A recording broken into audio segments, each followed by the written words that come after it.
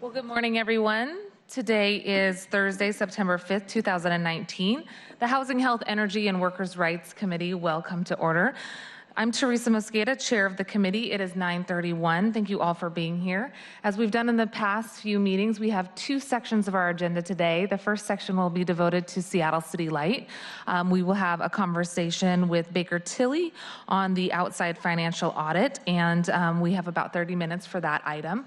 We do have public testimony for folks who signed in to testify on that first item, and I'm going to double check because looking at these names, I believe you actually want to speak to the second item, which is on the hotel legislation.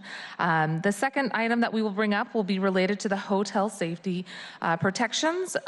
Will be related to employees being protected from injury on the job and job retention. These are three of the ordinances that the Hotel Safety Healthcare Workers' Rights Protection Ordinance has considered. There's four components, as you know. We will not be discussing healthcare today because we've heard from many of you that you would like to have additional time to weigh in with us on possible amendments to the healthcare section. That will come up next week on September 16th.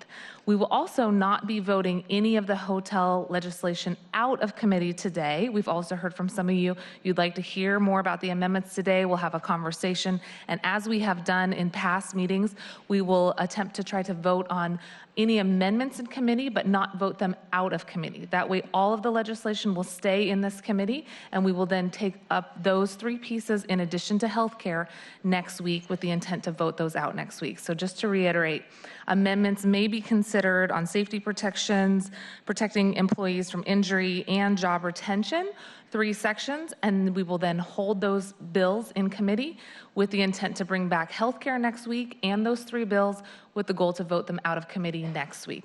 We are very excited about all the testimony that you all want to share, but I just wanted to make sure folks knew that PSA going into this discussion, that we will have again another week, as you've all requested, to continue to provide us with feedback. So the first item on today's agenda or the first section on today's agenda is again related to the Seattle City Light outside financial audit, and we'll take public comment on those items specifically.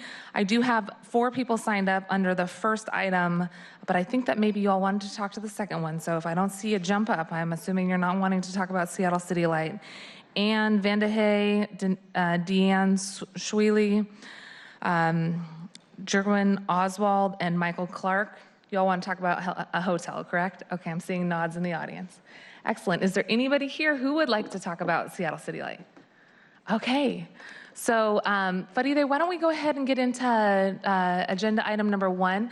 That will close public testimony for just the first section on Seattle City Lights audit, and we will go ahead and invite our guests to come on up as we read into the record item number 1. And Council President, thank you so much for being here today. We have the first 30 minutes dedicated to a Seattle City Light outside audit update. Agenda item number 1, Seattle City Light report on 2018 financial audit for briefing and discussion. Welcome. Thank you guys for being here. Why don't you go ahead and introduce yourself and we'll get you teed up for your presentation. Good morning. I'm Mike Simmons. I'm the controller for Seattle City Light. Hi, Kirsty Granger, interim CFO, Seattle City Light. Hi, Aaron Worthman with Baker Tilly. Thank you all very much for coming. We know that you have come from a distance to be here. We're excited about this annual audit of Seattle City Light's financial statements. And as you know, the audit is conducted annually by an independent outside auditor. Baker Tilly is an accounting firm that is conducting this year's audit and has worked with previous audits to make sure that we are tracking how things are going at Seattle City Light from the outside perspectives. Do you want to open up with any comments from Seattle City Light on this issue? No, we do thank the opportunity to speak to this and appreciate your interest in listening. Thank you so much. Why don't we go ahead? All right, great. Again, my name's Aaron Worthman with Baker Tilly. I definitely appreciate the opportunity to present the 2018 financial statement audit. This presentation, part of which are required communications, will be similar in format to prior years. What I'd like to do first is just go through and tell you, well, what exactly is an audit, what comprises an audit, go through our internal control communication, and then go through the auditor communication with UCharge's governance, which are the required communications we need to have as part of the audit process, and then open up to any questions you might have. Excellent. So this year, I'd say the audit went well.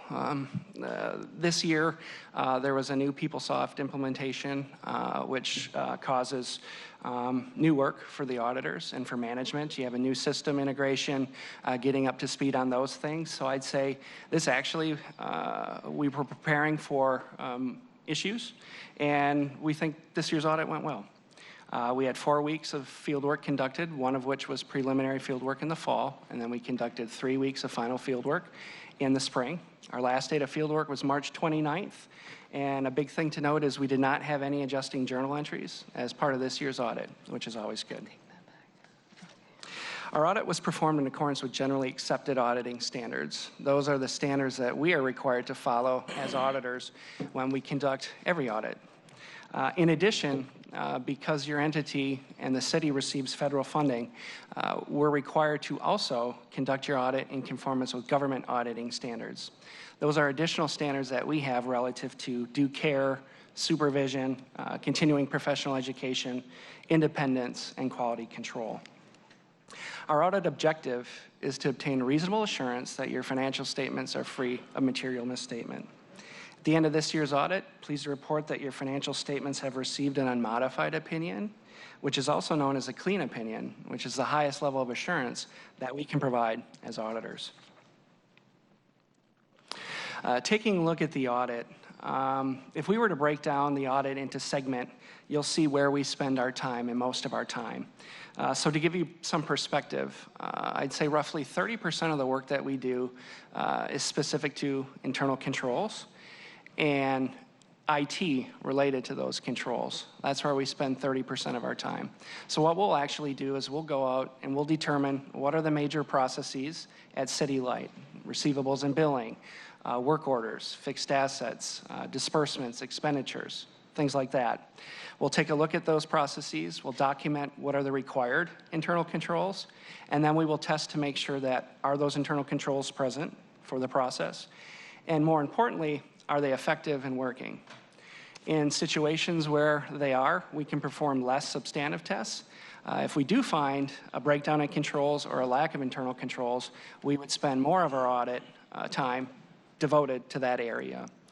So roughly 40% of what we do consist of substantive tests. That's taking a look at cash and investments, taking a look at fair values of those investments, taking a look at your receivables, things to that extent. And then the last 30% of what we do is specific to audit planning, and then financial reporting, taking a look at your annual financial report.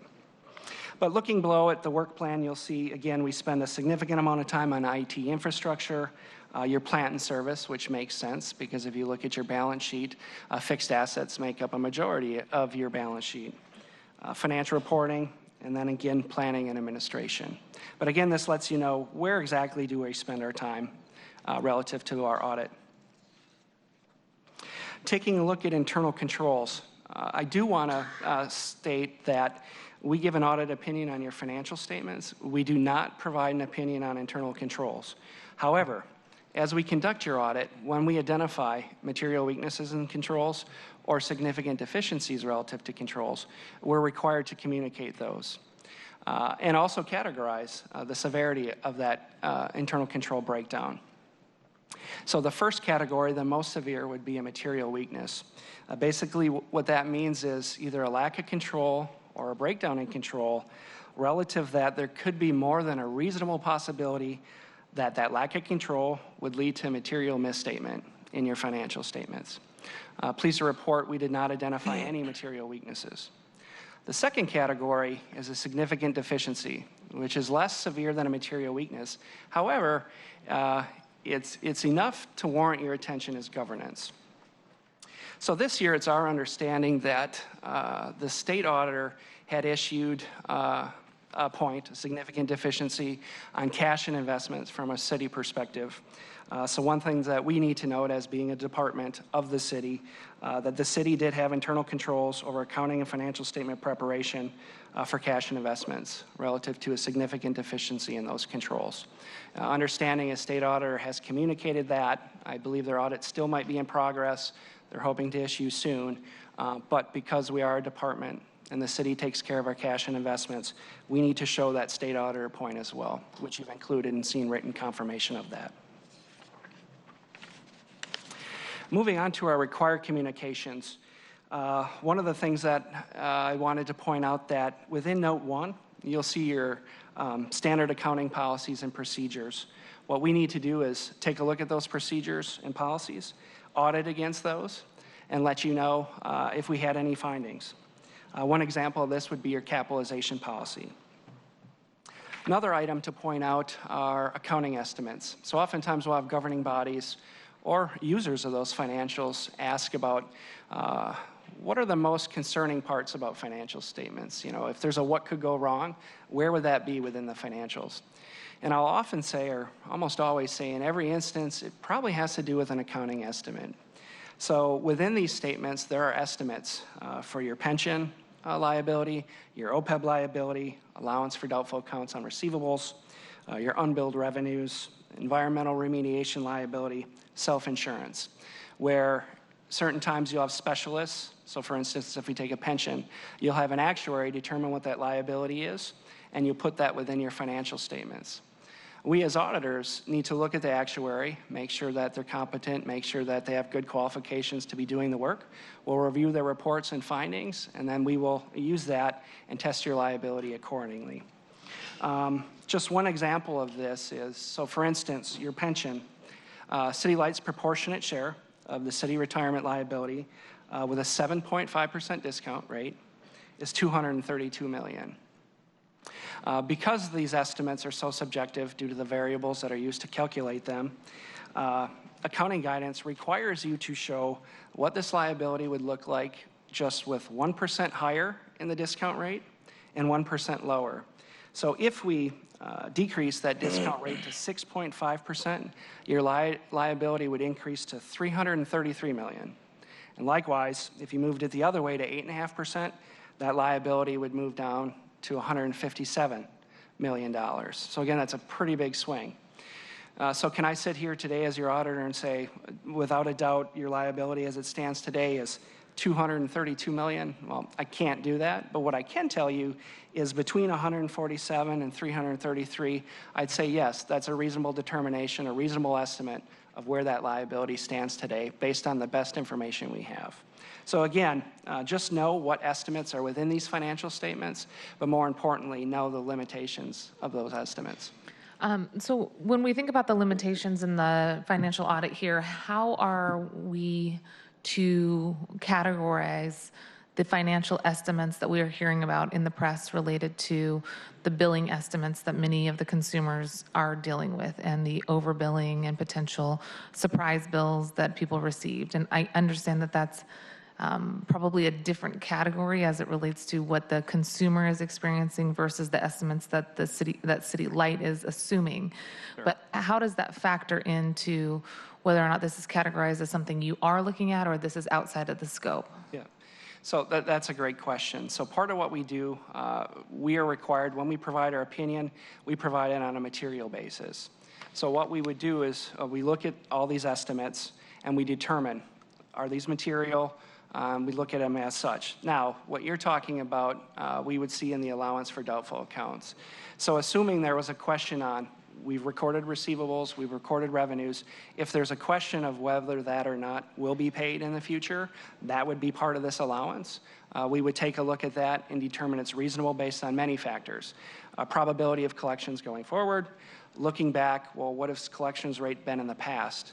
Now, if there was the system conversion a while back that you're talking about and there may have been some overbillings, we would take a look to see, well, were those material in nature? What is the status of those? Our understanding as of right now, we would not deem those material, but management is definitely looking at those, and we would have concern if we saw that those were material. But the best of our knowledge, The estimate we have right now, we feel is reasonable in relation to your financial statements.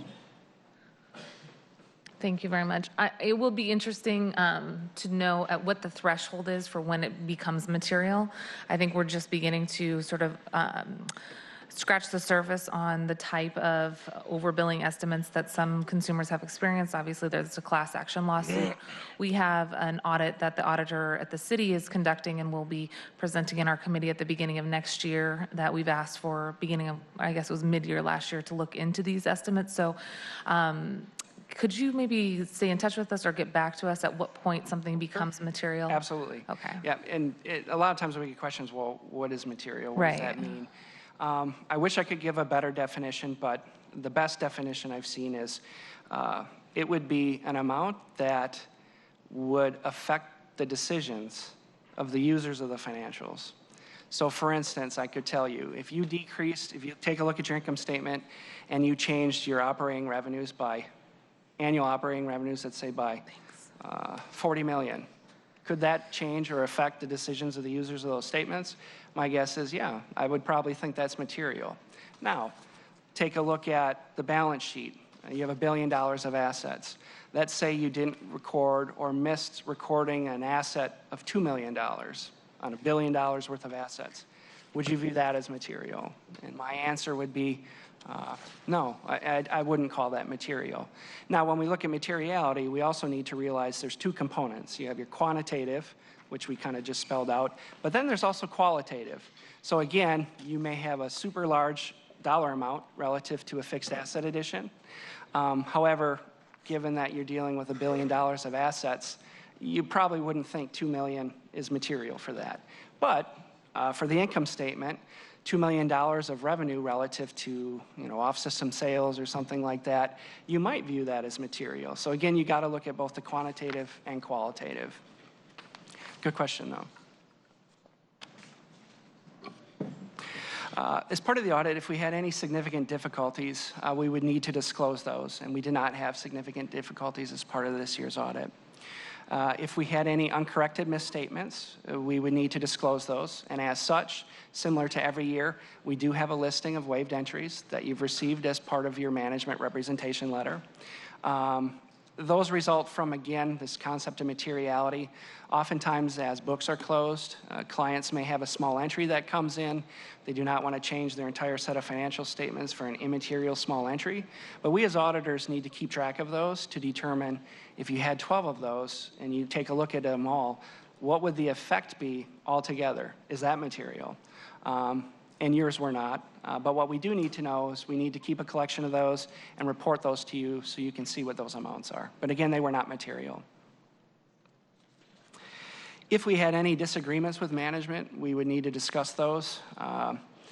This is definitely a year-round audit process. We work with management closely throughout the year, whether it's due to new accounting standard changes, system issues, system implementation issues.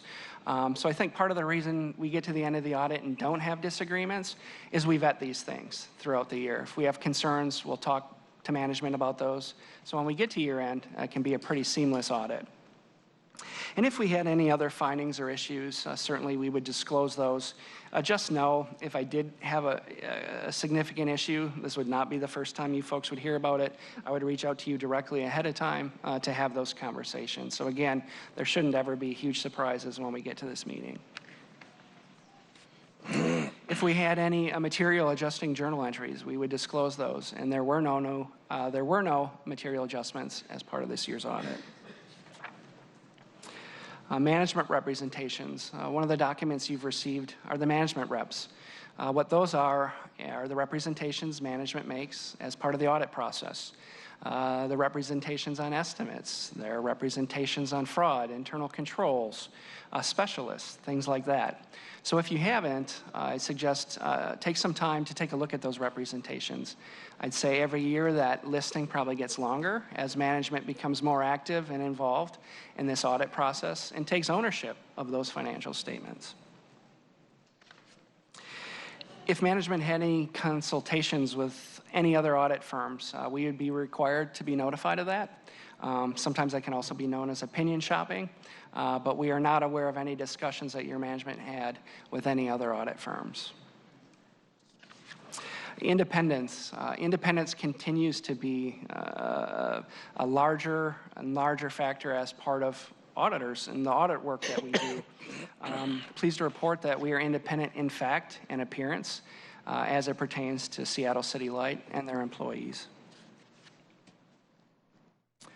Lastly, we just want to thank the department for all the help that they had. This year was a busy year. Huge general ledger implementation. A lot of work went into that, and trying to keep everything running and having an audit conducted. But we appreciate all the work that they did, and we definitely appreciate the opportunity to work for the organization. And with that, I'll open it up to any other questions you folks have. Any other comments from Seattle City Light? We just thank we're appreciative of the relationship with Baker Tilly, and that they bring good insight and professionalism to this. Absolutely. I do have two more questions, Mr. President. Do you have any questions before I get into some of mine? Just a question. Thank you for the presentation. In terms of our bond rating and our credit worthiness and how we're doing as a institution, did you make any conclusions there? Are we trending in the right direction based on our squeaky clean audit here, or is that sort of outside the scope of the kinds of things you review? So great question. That's a little out of the scope of what we do relative to financial health. But one thing I can certainly tell you is having audited financial statements with a clean opinion definitely goes a long way. But there's many different factors that those rating agencies look at. They'll look at your debt position relative to your assets. They look at, do you keep your rates current? They look at many, many different factors. But the first step in that is, having annual financial statements audited, which they'll include in any official statement for your subsequent debt issuances, and you have a clean opinion. So again, that definitely goes a long way. That's the good first step. Thank you, Mr. President. I just have two questions. One is, you mentioned the estimates that are being assumed at Seattle City Light currently with our current policy around collections. This is a policy that is going to be updated soon, and we, in my office, as Seattle City Light knows, are looking at what other cities have done to try to get away from a collections policy when there is a debt issued. If people are beginning to pay on a regular basis towards that debt, I would love for there to be debt forgiveness, as some other municipalities have done. So would that factor into future audits that you do, or does knowing that policy change on the horizon change any of your conclusions here? Sure. So you're right. No utility is exactly the same relative to those types of things. But what we need to do is what we'll do, assuming this policy changes. It's our responsibility then to go in and take a look at that. We would make sure that you're following your policies. Otherwise, that would be a recommendation comment we have, that we noticed that you're not following the policies. But most importantly, the way we would look at it, we would take a look at your allowance for doubtful accounts and how that policy related to that estimate. Any changes in your policy, we would then want to make sure worked its way into offsetting your receivable balance with the relativity of either it's going to be paid or it's going to be waived or forgiven. But we would definitely look at that as it pertains to the estimate on your allowance for doubtful accounts. Okay, great. Last year, we had a significant number of concerns that were raised about the overcost or the overrides in the capital construction costs. That doesn't seem to be appearing too much in the conversation today. Do you, I guess anecdotally, do you believe that what you saw was a course correction on some of those capital overrides? Can you give a little give an example of what Sure, the and overrides maybe are Seattle City Light can help us. We had some major projects that we had taken on in the last few years, and some of those had significant cost overrides. And I'm wondering if that was a factor in your financial. Yeah. When it comes to that, one of the things we look at is controls. Are there budgets, and is there actual to budgets performed? comparisons after projects are done. That is a control. And investigate it. Why were there cost overruns? You want to make sure that they're valid reasons. So one thing we do is we make sure, hey, are there budgets being completed, first of all? And yes, there are. Is the actual to budget comparison being looked at and evaluated, which it is. To our knowledge, I think any overruns have been valid and have support for them. Now, we don't look at every case and instance, but the biggest thing is that there is a control in place and those variances are investigated and investigated on a timely basis. It's not uncommon to have budget overruns for many different reasons. You as a governance, I would just want to make sure, hey, what were the reasons for the overruns and does it make sense? And do you continue to see those? Because then there might be a question, well, is there an issue with budgeting? Do we need to reevaluate how we budget? Right. Try to figure out themes. Is there a consistent reason why we're over? And if so, identify what those are. But nothing came to our attention of note being a material issue by any means. But we do look at some of the controls around that overall. Excellent. And then the last question that I have is more forward-looking. Just this week, we passed a resolution or an effort in full council chambers to allow for us to enter into the Western Imbalance market. And I know that this is a new market for us. We're going to be looking at trading our energy across the West Coast, and it's a really exciting opportunity for us to put our greener energy product out on the market so that fewer entities, municipalities, and private sector are having to consume carbon emitting energy. Sure. So we're really excited about this, but we also know that we need to closely track our participation in that. Next year, assuming that we're going to be working with you all again next year, will this be an issue that you're looking at in your audit to make sure that we're within the confines? Absolutely. When we look at, our other audit clients that are already doing these types of things like Sacramento Municipal Utility District, and even in the Texas market or some of these other larger areas, we see this all the time. So the good news is we definitely are equipped to audit these things. Certainly we'll be looking, do you have any derivative positions that need to be recorded? But no, this will be a significant change for this upcoming audit. We would definitely take a look at it. We would test it. And again, we would go right down the line. What controls should be in place with this energy trading? What are those controls? We'll test those, and we'll see if there's any breakdowns. And then lastly, let's say there's derivatives. We'll make sure that those are reported at fair value within your financial statements, and the disclosures are appropriate for counterparties and all these other different options. But yes, that would definitely be a major point of emphasis for this upcoming audit. Excellent. Thank you. That concludes my questions. Seeing no other questions, we just want to extend a huge amount of appreciation for your work. We know you've come up here and you've traveled for this presentation, and your team as well has done a tremendous amount of work. So thanks to you, thanks to Seattle City Light for continuing to engage in this transparent auditing process. And we'll look forward to sharing with you any future policies as it relates to collection changes, any changes to billing estimates that may come from the city auditor's report that will come to our committee, we believe, in February of next year, and then to engaging with you as we enter into the Western Imbalance market. Sounds great. Okay. I like to say your report was earth-shattering, but I guess that's what you're not looking for in an audit, right? Thank you. Less is more. Right. Thank you very much, and we appreciate your time. Thank you so much, Faride. Why don't we go ahead and we are going to move into public testimony for the second item on second section of the agenda, which includes 3 items. We have a number of people signed up for public testimony, and I had a few people ask how much time are we going to allow. We really want to try to get through this public testimony in a half an hour, and we have exactly 31 people signed up. So let's do 1 minute per person, and recognize that we really value your time and your commitment here. If you can stay within that 1 minute, we really would appreciate it. And much of what we will have to talk about today, we get to talk about again next Thursday. So with that, we're going to go ahead and take folks in the order that they've signed up here. Anne Vanderhey, Deanne Schwally, Jurgen, Oswald, and Michael Clark are the first 4 people that have signed up to testify. We will put a minute on the timer here, and just by way of reminders so that we're following all the rules, we want people to know that we're talking about 3 items on today's agenda: hotel job retention, protecting hotel employees from injury, and hotel safety protections.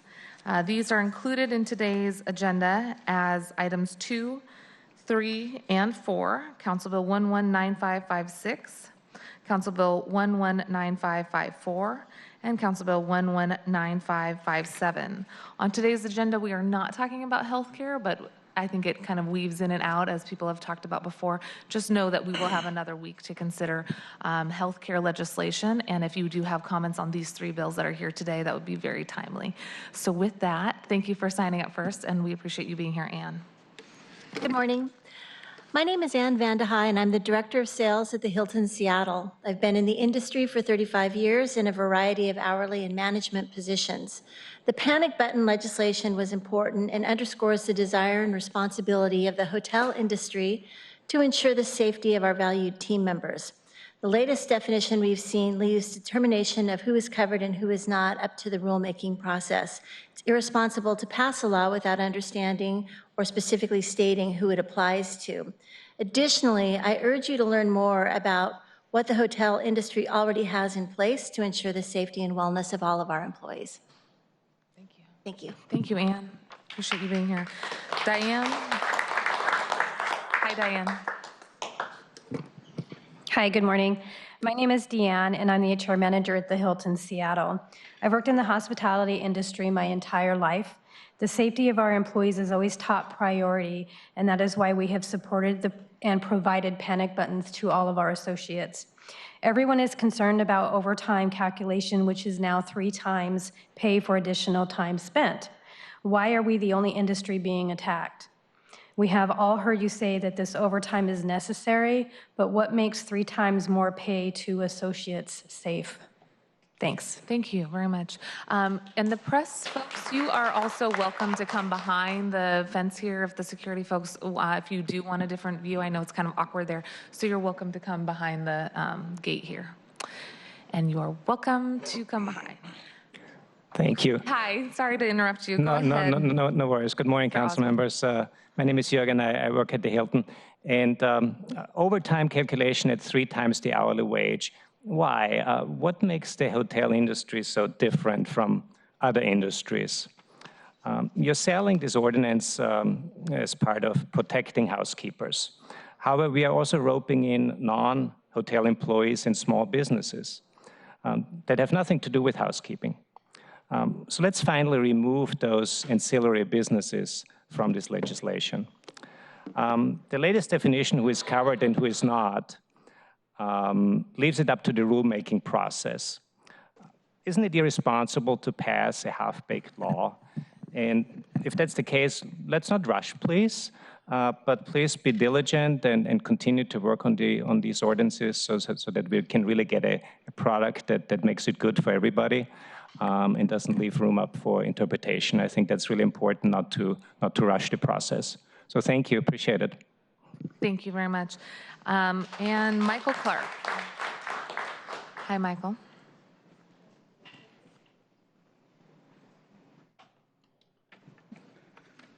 Good A little morning. closer. Good morning. Morning. Can you hear me change okay? this too. There you go. I'm Michael Clark. I'm the GM of Renaissance. I'm also on the board of the Seattle Hotel Association. I've been here before, so I won't review my 33 years in our industry. I can tell you that safety and well-being of employees is a top priority for our association, and for me personally, the well-being of the employees that work in my hotel is more important than matters of business. I continue to be concerned about the overtime calculation, now at 3 times the pay for the overtime spent, extra time spent cleaning. You're not mandating this for one other position, any other industry, any other business, and it doesn't make sense. And I've heard you say that it's necessary for employee safety, but if that's so critical, then why aren't hotels with collective bargaining agreements required to pay 3 times? That just doesn't make sense. And interpreting the voter-approved protection of housekeepers to extend to a range of non-hotel employees and small businesses, just doesn't make sense. It's time to take a look at that and remove that. And the latest definition we've seen leaves the determination of who's covered and who's not up to the rulemaking process. It's irresponsible to pass that without understanding who specifically it applies to. And you're welcome at my hotel anytime. If you'd like to meet people, understand what we do, our processes and procedures, I would love to have you. Thank you so much. Thank you.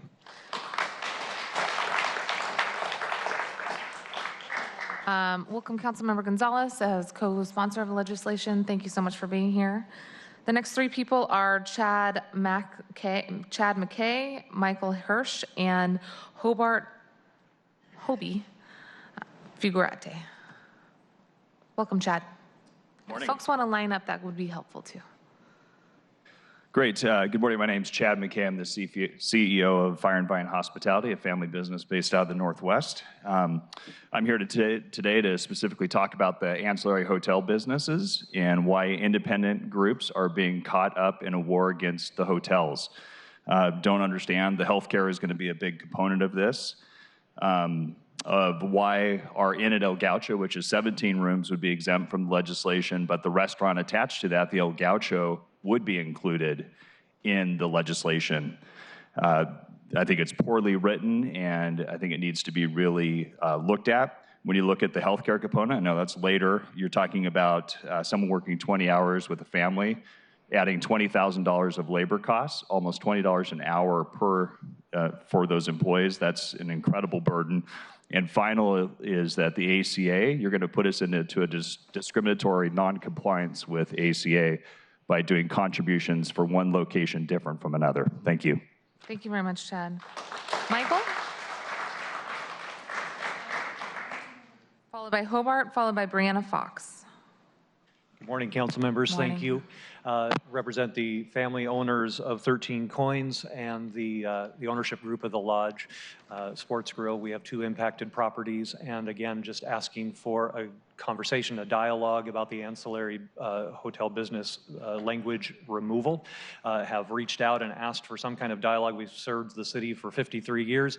We're not worldwide, we're not nationwide, we're local and longtime families, and mystified as to how a safety initiative that began for hotel employees has now reached this point into apparently the only poor decision that was made was the location of our business with the impact here with the hotel co-location. We'd love to have a conversation about how to remove it or what the underlying goal is in including us in that, and see how we can help to be partners in achieving the city's goals. Thank you very much. Thank you very much.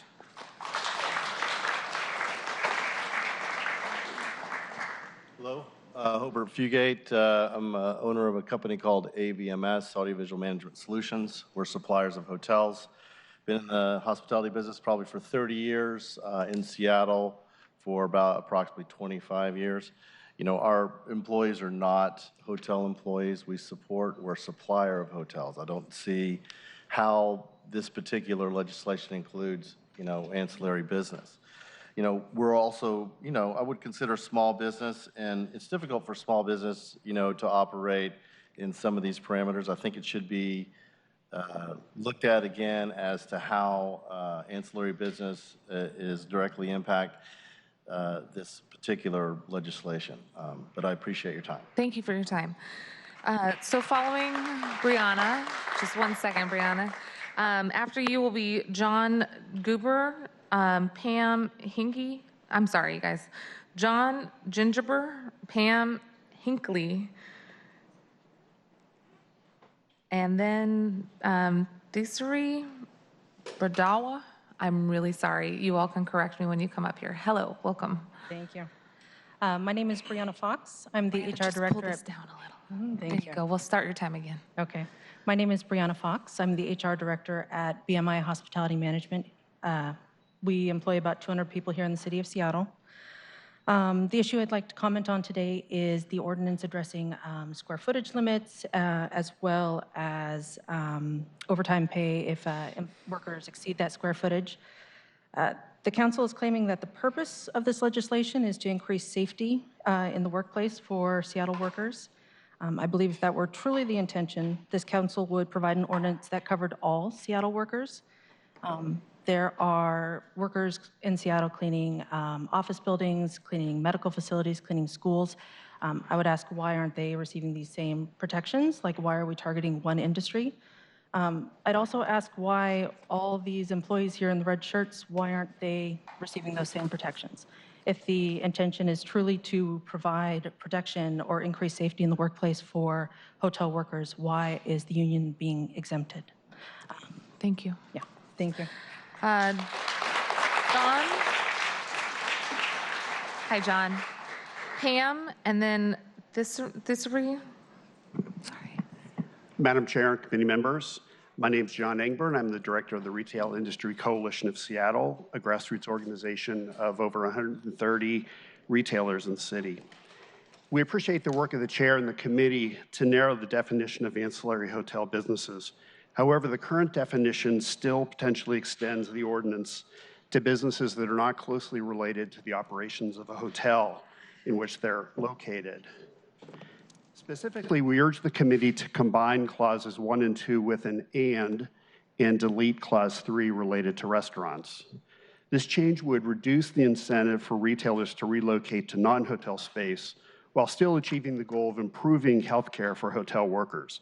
We believe it's important for the committee to make this change in the ordinance rather than rely on the less predictable rulemaking process.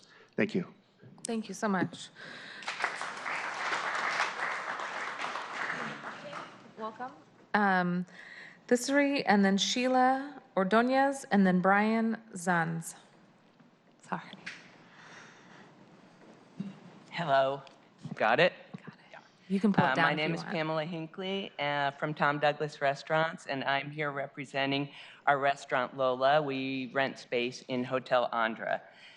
Thank you to the committee for your continued effort on worker safety, but we do have several concerns about how the proposed legislation is structured and ask the committee to rethink the intent. Ms. Mosqueda states in her August 20th newsletter that hotel workers are some of the most vulnerable workers. We disagree. Our restaurant teams are experiencing dangerous conflicts from the conditions on our Seattle streets every day. We have offered self-defense classes, mental health counseling, and trainings from the Seattle Police Department and the MID to protect our employees. An ordinance that just protects hotel workers is biased and unfair. We also do not understand the logic of including ancillary businesses in the legislation.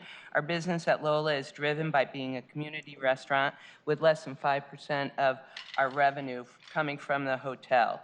I'll save the healthcare things for next week. Okay. Okay. Thank you.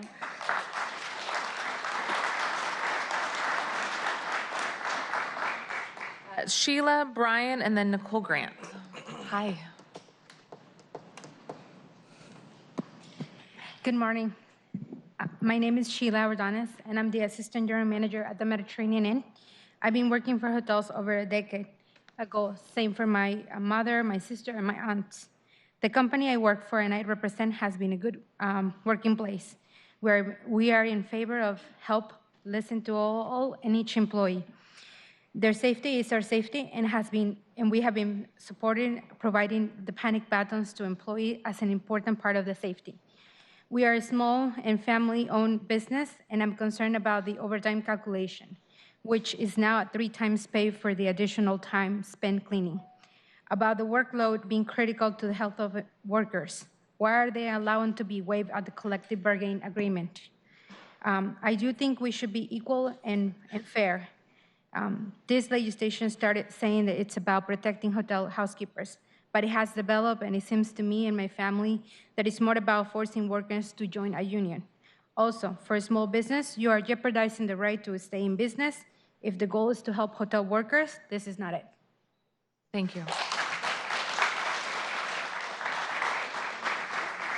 Sorry, Nicole, just before you, I think we have Brian. Excellent, thanks, Brian. And then after Nicole will be Annie Wise. Hi, my name is Brian Zog. I've been in the service industry and a Seattleite for 30-odd years. This is home. We're not the enemy. I could say the same things everybody else has said. The legislation has big problems. and you guys know that. I understand that sometimes it's advantageous to make a political statement, even though the courts are going to have a problem with it later. It would be so much better. We're not the enemy. If you sat down in good faith, open-minded, went over the problems, and brainstormed together for solutions, we could spend our time with our families and our coworkers and doing life things instead of fighting this stuff in court or showing up at council chambers where none of us want to be. We're not the enemy here. The families I represent or work for have owned and maintained places, these aren't REITs, for 30-odd years. They promote from within. It's a career path for people, and they take very good care of their employees. And none of you guys ever want to come talk to us or see us or learn about it. And I wish you would. Thank you. Thank you.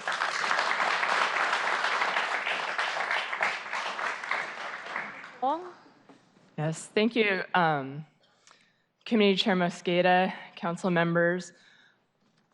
I want to thank you for your leadership on this legislation. It's been a lot of work and a long time, and we actually shouldn't have to be here doing this right now, because the same night that a hotel mogul, a gleeful racist, a gleeful sexist, was elected to be the President of the United States, we also passed legislation to make these changes to this industry. And since that time, there have been more positive changes. There have been the Me Too movement. There have been even better policies passed in other American cities. There have been horrible attacks on immigrants in this country that have made it clear we need to fight for immigrant workers in new and strong ways. So I know the multi-billion-dollar hotel industry has fought this policy and drug it through the courts, but this is the time to pass it for the workers whose lives are affected. Thank you. Thank you very much.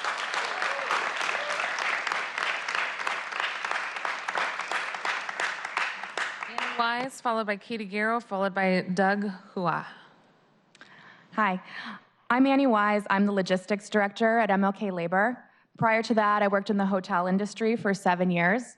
During that time, I worked in many departments, from front desk to sales to housekeeping. I was actually not a hired housekeeper, but was asked to work as one because we were experiencing very high turnover in that department.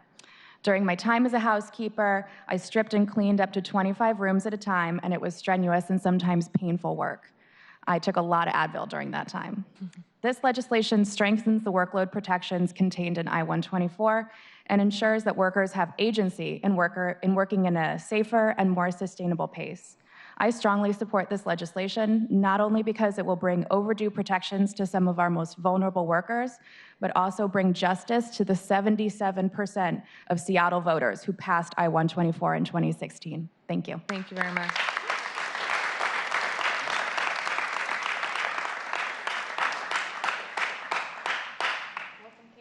Good morning, council members. My name is Katie Garrow, and I'm a member of Labor's Local 242, a construction union.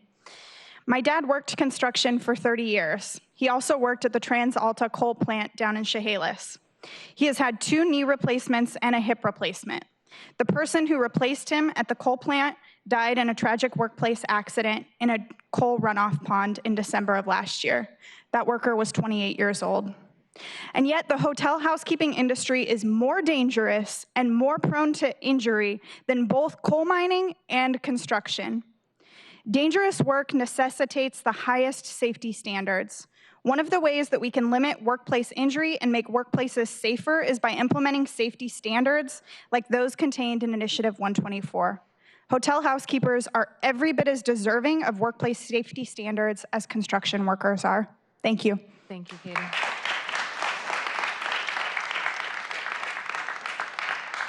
It looks like we're going to do some interpretation, translation. No, okay. Are you guys a group? No, I'm just here to support. Oh, excellent. Okay, I'm so sorry. Thank you. Please go ahead. Yeah. Hello. Good morning. Hello. Yeah, my name is Donghua Wei. I'm from China, and I was a housekeeper at the Western Hotel for 9 years. The job is very hard on the body. I had pain every day when I worked and still have pain. The manager pushed us very hard to clean many rooms quickly and faster and make us very stressed out. In the busy summer season, a couple of years ago, the manager forced us to work 6 days overtime.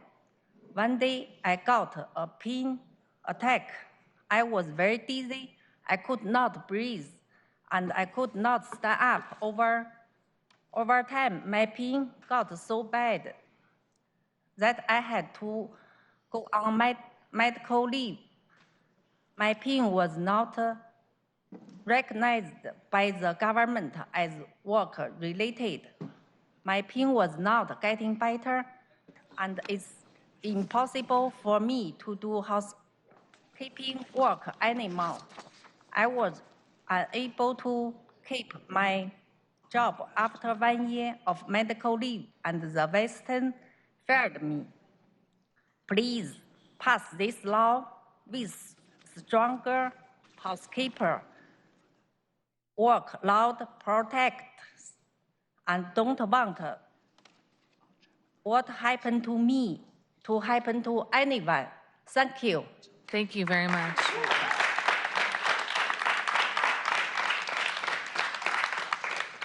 Next three folks are Maggie Jesman, Jeremiah, and Jacqueline Liu. Maggie, welcome. Thank you. Good morning, council members. My name is Maggie Jesme, and I worked in hospitality for 10 years. Some of it as a restaurant server of a non-union Marriott hotel. One night I was working the back section of the restaurant. One of my tables were high-profile guests, former VP Dick Cheney and his daughter, Congresswoman Liz Cheney. I also had a table of 2 older men who were drinking and getting uncomfortably touchy with me. One reached for my hands, asking me to bless their meal with them at the table, only to hold on for too long, and kept reaching out to touch my arms and waist while I was serving them. They noticed the Cheneys and tried to catch their attention, so our restaurant manager called security to come and escort the 2 disruptive men out of the restaurant. On their way out, one pulled me into a smothering, long, and unwelcome hug right in front of all of my managers. I broke away and rushed to the kitchen, slamming the door, saying gross, and trying to shake off the icky feeling. Rather than risk upsetting the guest and call him out, our security manager followed me into the kitchen and reprimanded me, saying, "I hope you don't talk about me like that." I felt disgusted, ashamed, and unprotected.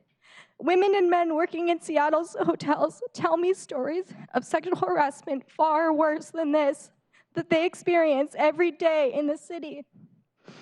They are expected to bear their shame in silence and live with the fear they feel when they see their harassers walk back into their hotels and restaurants. This isn't right. The legislation you pass needs to protect as many workers as possible in this city, including restaurant workers. Thank you. Thank you very much, Maggie.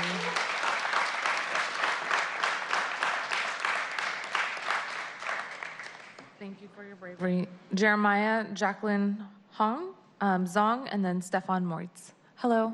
Good morning, council. Good morning, council members. Hope you're doing well.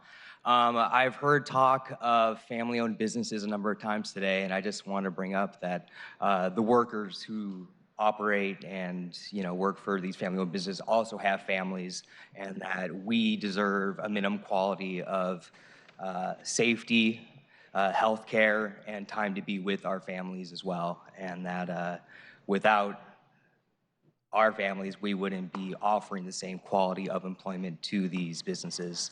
I've worked at the Edgewater for 13 years. I've been in the city for about 15, 16 years in the hospitality industry.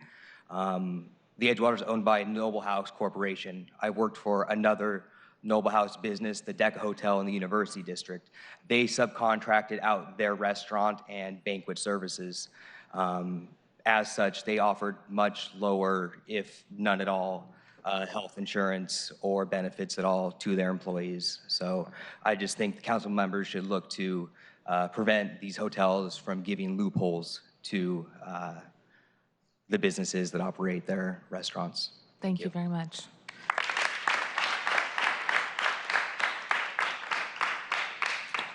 Jacqueline, welcome up. Hong, and then Stefan. Good morning, council members. Good morning. I'm Jacqueline Wu, a resident of Beacon Hill, an alumna of the Evans School of Public Administration at the University of Washington, and a board member of OCA Asian Pacific American Advocates Greater Seattle, a civil rights group dedicated to the social, economic, and political advancement of Asian and Pacific Islander Americans.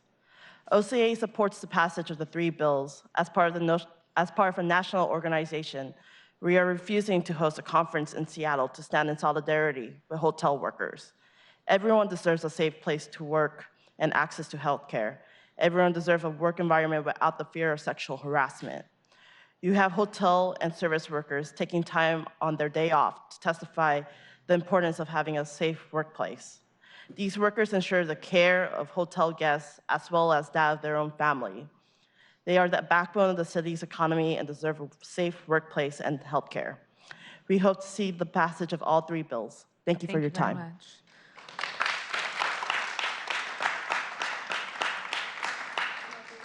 very much. Stefan, I think you're up. Did I miss someone? Hung? Hung, I'm so sorry. Please go ahead, and then Stefan. Welcome back. Good morning, everybody. My name is Hong Zhang, a housekeeper in the Double Tree Hotel. I worked there for 5 years already. So today I just want to make sure everybody understands the nature of housekeepers, the job of housekeepers, because we finish 8 hours by the numbers of the rooms. We not finish our 8 shifts by the hours. None of the other department, there's a limited. For example, that's how many guests you need to serve in your 8 hours shift. You need to finish it by the hours. But the housekeeper, there's a limit. Number of the room you need to finish in 8 hours. So and before the law, the housekeepers were given 20, 30 rooms a day. There's no limit, and the housekeeper gets injured. After the housekeeper gets injured, like the coworker, she is not recognized by the LNI. This is a work injury. This is a personal. And the housekeeper lose their ability to go back to work. That's why we asked the City Council to pass I-124 to protect housekeepers for the workload. That's important. And the 1.5 hour time after the limited, that's the penalty and the protection. So everybody, before we care about the profit in their pocket, we care about the people and the community if we lose our ability to work. So we're going back to our community. It hurt us, it hurt also the community. Everybody has a responsibility. So that's why I encourage everybody to pass the I-124. We need a respectful and a protection law to protect our hotel workers. Thank you so much. Thank you very much, Hong.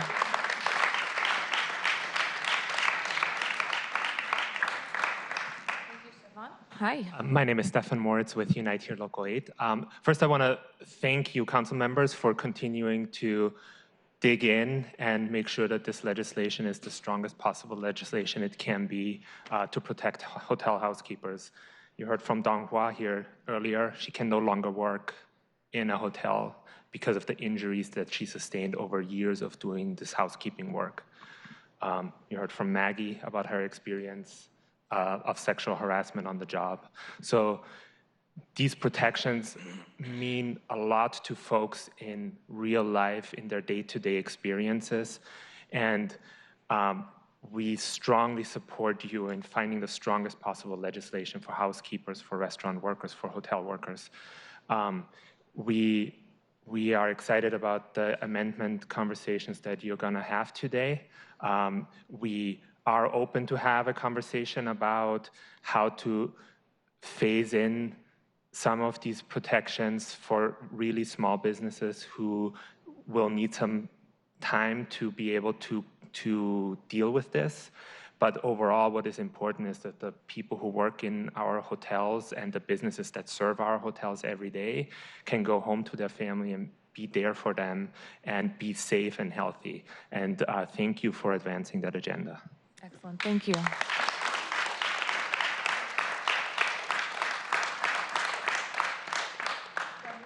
To see if there was anybody else who had intended to sign up for this and didn't get called. Okay, hi Terry. Welcome back. And then if there's anybody else who would like to testify after him, please just go ahead and line up and we'll get you signed up. Sorry if I missed John here. Good morning. Morning. Thank you again for having us today. I had nothing better to do this morning. My name is Thierry Roturo, the chef in a hat owner of Lule. I happen to be having a restaurant lease in the Sheraton Hotel. I have no employee correlation with the hotel. I'm not an hotel restaurant. I'm a restaurant entity on my own. I would really encourage you to review the ancillary wording that you place in this legislation. When I hear all the people complaining about their work, I agree with them. I mean, better work environment is what we try to provide to our employee. But I think you guys are pushing the envelope by putting the ancillary in there. That's a different function. I'm not part of the hotel, but you have to remove this ancillary wording. And to follow up, I forgot his name, but I would really like to talk to you guys about what we do every day and how we do it, and why this has nothing to do with us. You're mixing apple and oranges. We call that common in my business. Please review this word and remove ancillary from your legislation. It is very important you understand the repercussion of that word.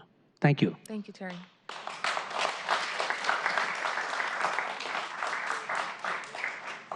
Last call. Is there anybody else who'd like to testify who didn't get a chance to sign up? Okay, seeing nobody jumping. Oh, go ahead, ma'am. Thank you for raising your hand. And Terry, we'll get you signed on here, and then we'll get your name as well, ma'am. Hello. Good morning, everyone. Don't mind me, I'm slightly shy. So I work for Pioneers. You can tell I'm kind of new to this, bear with me. I work for Embassy Suites at Pioneer Square. I've been in a housekeeping / breakfast attendant since July of last summer. I honestly, love seeing my guests happy, smile. It's great when the guests are happy and they enjoy the food and our services, right? But frustrating when I come home and my feet are aching and my back is hurting and I'm tired and I don't have time for myself or my family and I have to get up the next day and hit the ground running. But where's time for myself? My health is fading away. I just got out of the hospital this week because I'm just super stressed out because of this job, because I give my 1,000%, not 100. I give my blood, sweat, and tears to this place. And for these people to act like they don't give two craps about me, and I'm dedicating my whole everything, just giving them my all, my heart and my soul, and I have to come home with an achy back and they tell me they don't care, that's not good enough for me. I shouldn't have to be stressing about a second job right now, because that's what I'm facing, because bills are piling, because, it's ridiculous. And that's all I have to say. Well, thank you very much.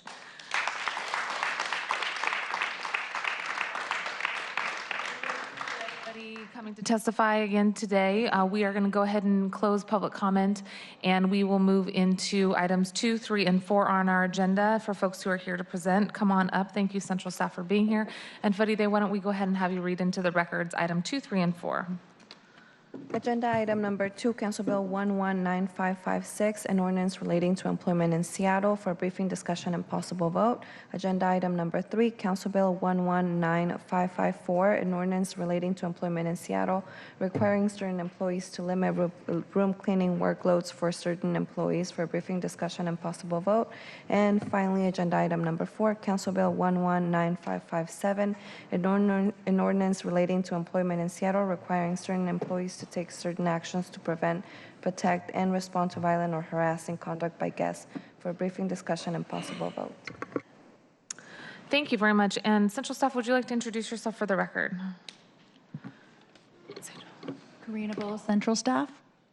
Dan Eater, Council Central Staff. Excellent, and I want to thank Councilmember Pacheco and Councilmember Bagshaw for being here. Thank you for being here for public testimony as well. I didn't get a chance to recognize you when you walked in, and I already thank the other 2 council members for being here, so really appreciate you being here yet again. Just a reminder for folks as we get teed up with some of the materials on the screen for people to see the various amendments we're considering on these 3 bills. This is the 8th time that we are hearing the hotel worker legislation in this committee. It feels like a lot because we've had a lot of work to do, and we've also responded to a lot of the folks who've been asking us for additional time. We are, as you heard, discussing the possible bills today, and we'll be considering various amendments on these 3 pieces of legislation with the intent to amend the underlying bill and then keep it in committee and then vote those out next Thursday, along with healthcare, which will be a robust discussion. But we wanted to make sure that we included much of the feedback that we've heard from various stakeholders, a diverse, broad set of stakeholders, and it's really important that folks know that their request requests for both some language and for additional time was heard and incorporated. We are today considering 3 bills: safety, injury, and workload, and retention in committee.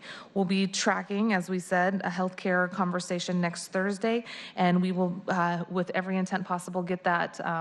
As you saw, the draft legislation was amended in committee 3 weeks ago now, and we will make sure that if there is any additional amendments, that we get those sent to the committee far in advance of next week's conversation.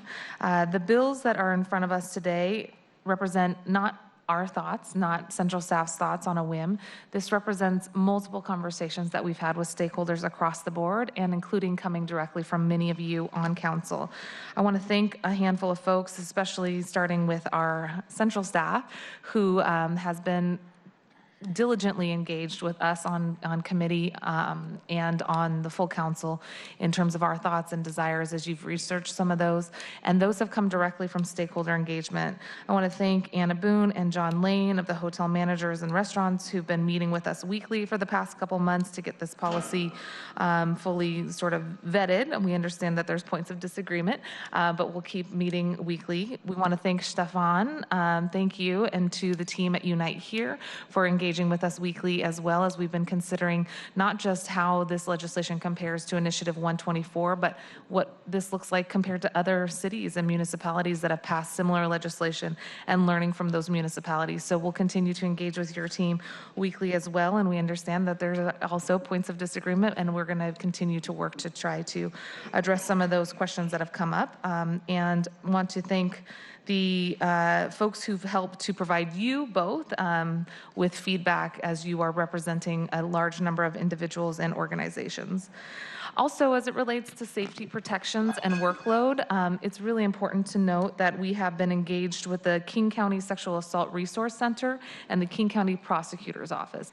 They've been heavily engaged with us as we think about safety protections for workers, so that no one is in a situation where they've been, where they're experiencing harassment or assault, unwanted touching, or comments like the conversation that we heard today in public testimony, and that when that occurs, that we have the appropriate protections in place. Thank you to the King County Sexual Assault Resource Center and King County Prosecutor's Office. I want to thank as well the ACLU, who has been engaged with us over the last few months, and I believe is sending an updated communication our way regarding some of the protections that we put into place when an incident has occurred, how we handle that currently, and how we would like to see some of those protections for workers expanded. They've been tremendous to work with, and we appreciate the concerns that they've raised, and that they've worked with us to help address ways to mitigate those concerns and to put forward robust legislation in front of you all. So thank you to the ACLU. I want to thank as well One America and the Refugee Women's Alliance for their engagement with us as we think about who these workers are, and Councilmember Pacheco has been great about reminding us as well of your individual experiences, the experience that we've heard from many of the folks who come to testify. A lot of the workers who we're talking about protecting are women and people of color and immigrants, and so having One America and the Refugee Women's Alliance providing us with feedback has been very helpful. I will save all of our additional thank yous for the robust number of stakeholders that have been involved, including the City Attorney's Office, who has been helpful with vetting various language. But I just wanted to frame that up so folks knew how large the stakeholder engagement has been, and it has not been one-sided or just one time. It's been ongoing, and we are hopeful that some of the pieces that we will consider today and the various amendments reflect those perspectives that we've heard from both academics, community experts, and folks who are on the ground. And so with that, I see Council President reaching for your microphone. Go ahead. Just to have a sort of an open and transparent dialogue on this, and I appreciate all the comments you've made. I'll wait. That I know that many council members at this table have been working feverishly to negotiate, to do outreach, to listen to as many opinions as possible. I still get correspondence and calls from particularly the small business community that are saying that we've done an inadequate job of that, and so maybe you could at least refute that or respond to it, because I get those calls, and I've gotten them as early as today, And, you know, this kind of legislation, you're not going to please everyone. I've been around the block enough to know that.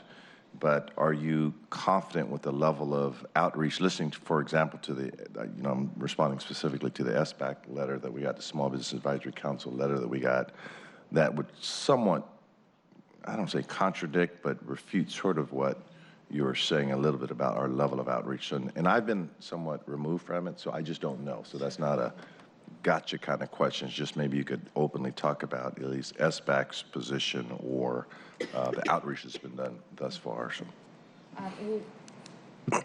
Appreciate you raising that. One of the things I would suggest is that as we do outreach and engagement, we know that even if the conversation happens, that doesn't equal buy-off. I want to make sure that nobody's hearing me suggest that. But when we talk about engaging with a broad set of stakeholders, as I mentioned, everyone from Unite Here to the hospitality industry, we're not just meeting with folks in the hotel industry, they also represent the restaurant association as well. I'm sorry, the restaurant industry as it relates to hospitality services. So that is not all encompassing. There's not one perspective, just like there's not one perspective on labor per se. But we have received a number of people who've written us with some feedback. Some has been critical at times, and we've tried to work on some of those amendments. And I think what you'll see specifically to safety protections, we have incorporated feedback from folks like ACLU who have raised concerns initially, and then we've tried to include some of those. What you'll see as well when it comes to some of the language that we're considering today, and again, I'm not suggesting that everybody's bought in on it, but what you'll see from us today is a amended version of ancillary business, for example, so that we are being pretty narrow in the definition, or more narrow in the definition of who it's being applied to. You'll see as well when we think about healthcare next week, who is being incorporated and who is not, and then specific to the concerns that have come up around phasing in some of these protections. We have some amendment language that you probably would, I think you will appreciate, and so will SBAC, related to phasing in some of these protections for our smallest employers. So that's one piece that I would offer. Councilmember Gonzalez, anything else to add to that? I think you've done a good job of summarizing it. I think that when we do community outreach and engagement at the city, regardless of what the issue is, it is very difficult to satisfy everyone. And it is often the case that there are individuals who have just sort of caught on to a particular issue and may disagree with the policy discussion and ultimate outcome, and that sort of leads to a feeling that that perhaps community engagement wasn't there. But I think that in this case, the reality is that this initiative passed originally in 2016. There was a lengthy rulemaking process where a lot of various sized businesses and stakeholders were included from both the labor side, worker side, and the business side, that then sort of ultimately led to this entire process, as you heard Chair Mosqueda mention.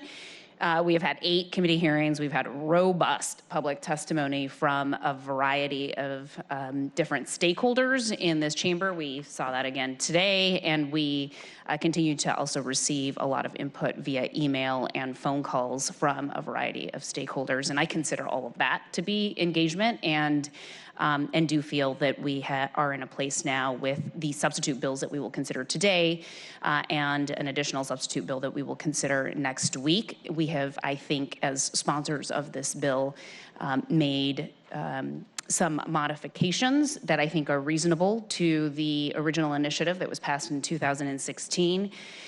That I think are reflective of some of the feedback that we have heard that has been consistent amongst the industry in particular, and consistent amongst worker representatives and labor. That doesn't mean that everybody got what they wanted, but it does mean that we made our best effort to listen and be responsive in the period of time that we have allotted to have this important policy conversation about these worker protections. And for me, my sort of North Star here is to make sure that ultimately we have a set of bills that will protect workers, and that I still feel is a strong set of labor protections for this sector of workers. And I believe that we will be able to accomplish that with the version of substitute bills that we'll be discussing today. So with that, perhaps some of the amendments that we are going to consider today help speak to some of the feedback that we've received. And if we could go ahead and walk through these for council colleagues, and hello, welcome, Councilmember O'Brien. Thank you for being here.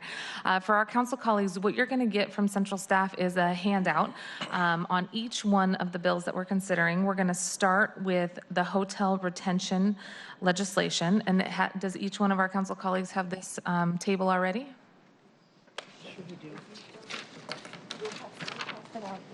So, may I? So just to be clear, you should be looking at this particular chart that says substitute bill hotel job retention version D4. And this is agenda item 2, right? That's correct. Yeah. And what we'd like council colleagues to focus on with this, and Faride, what we're going to do is we're going to hand out the table for each bill so that the documents don't get confused. But what you'll see for this table is a conversation specific to a substitute bill. We tried to incorporate some feedback that many council colleagues have been working on, and I'll save my thank yous for various council members in just a minute. But we'll ask central staff to walk us through what this table includes, so you can see basically what the amendments are to an underlying bill that has a technical and these two major these policy considerations included. All right. So as this chart shows, there are 5 changes that are identified, and the first change relates to the definition of ancillary hotel business. Just to ground everyone in the history of this concept of ancillary hotel business, it started with Initiative 124, where in the definition of hotel, it also included contracted, leased, or sublet premises operating in conjunction with the building's purpose. For this legislation, there was a new term that was used to describe this kind of business, ancillary hotel business. And that's what this revision addresses. There was originally a different definition, different than 124. This version D4 has a definition that identifies 3 distinct kind of businesses. One, it could be a business that routinely contracts with the hotel for services in conjunction with the hotel's purpose. Number 2, it could be a business that leases or sublets space at the site of the hotel for services in conjunction with the hotel's purpose. Or 3, it could be a business that provides food and beverages to hotel guests and the public with an entrance within the hotel premises. Something to note for the first 2 kinds of businesses is that they are defined by the hotel's purpose, which is not described in the legislation. The idea is that Office of Labor Standards could develop clarification and interpretation of what the hotel purpose is through a rulemaking process. Councilmember.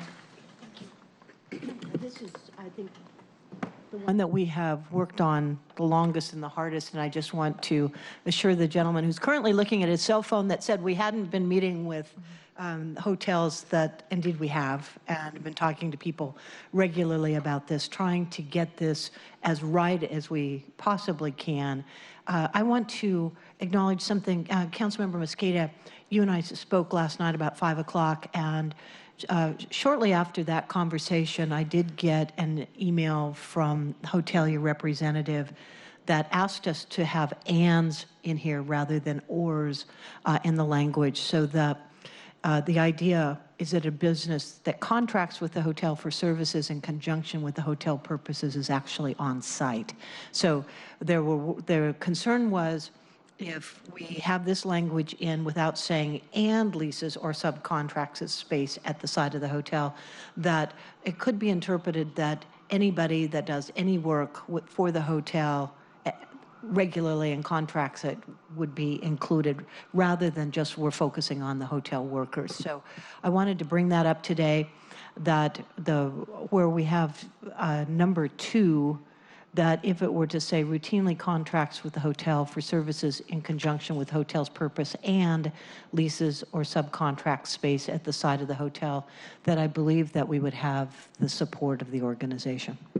Thank you, Councilmember. It was really helpful to work with you on this, and I want to thank you for your ongoing engagement with our office, and your office has been very helpful with trying to brainstorm language, and we've all been working diligently to do outreach to the various stakeholders across the board to vet language. You and I think, have a similar goal here. We want to make sure that folks who are working in this area, in this industry, including like the type of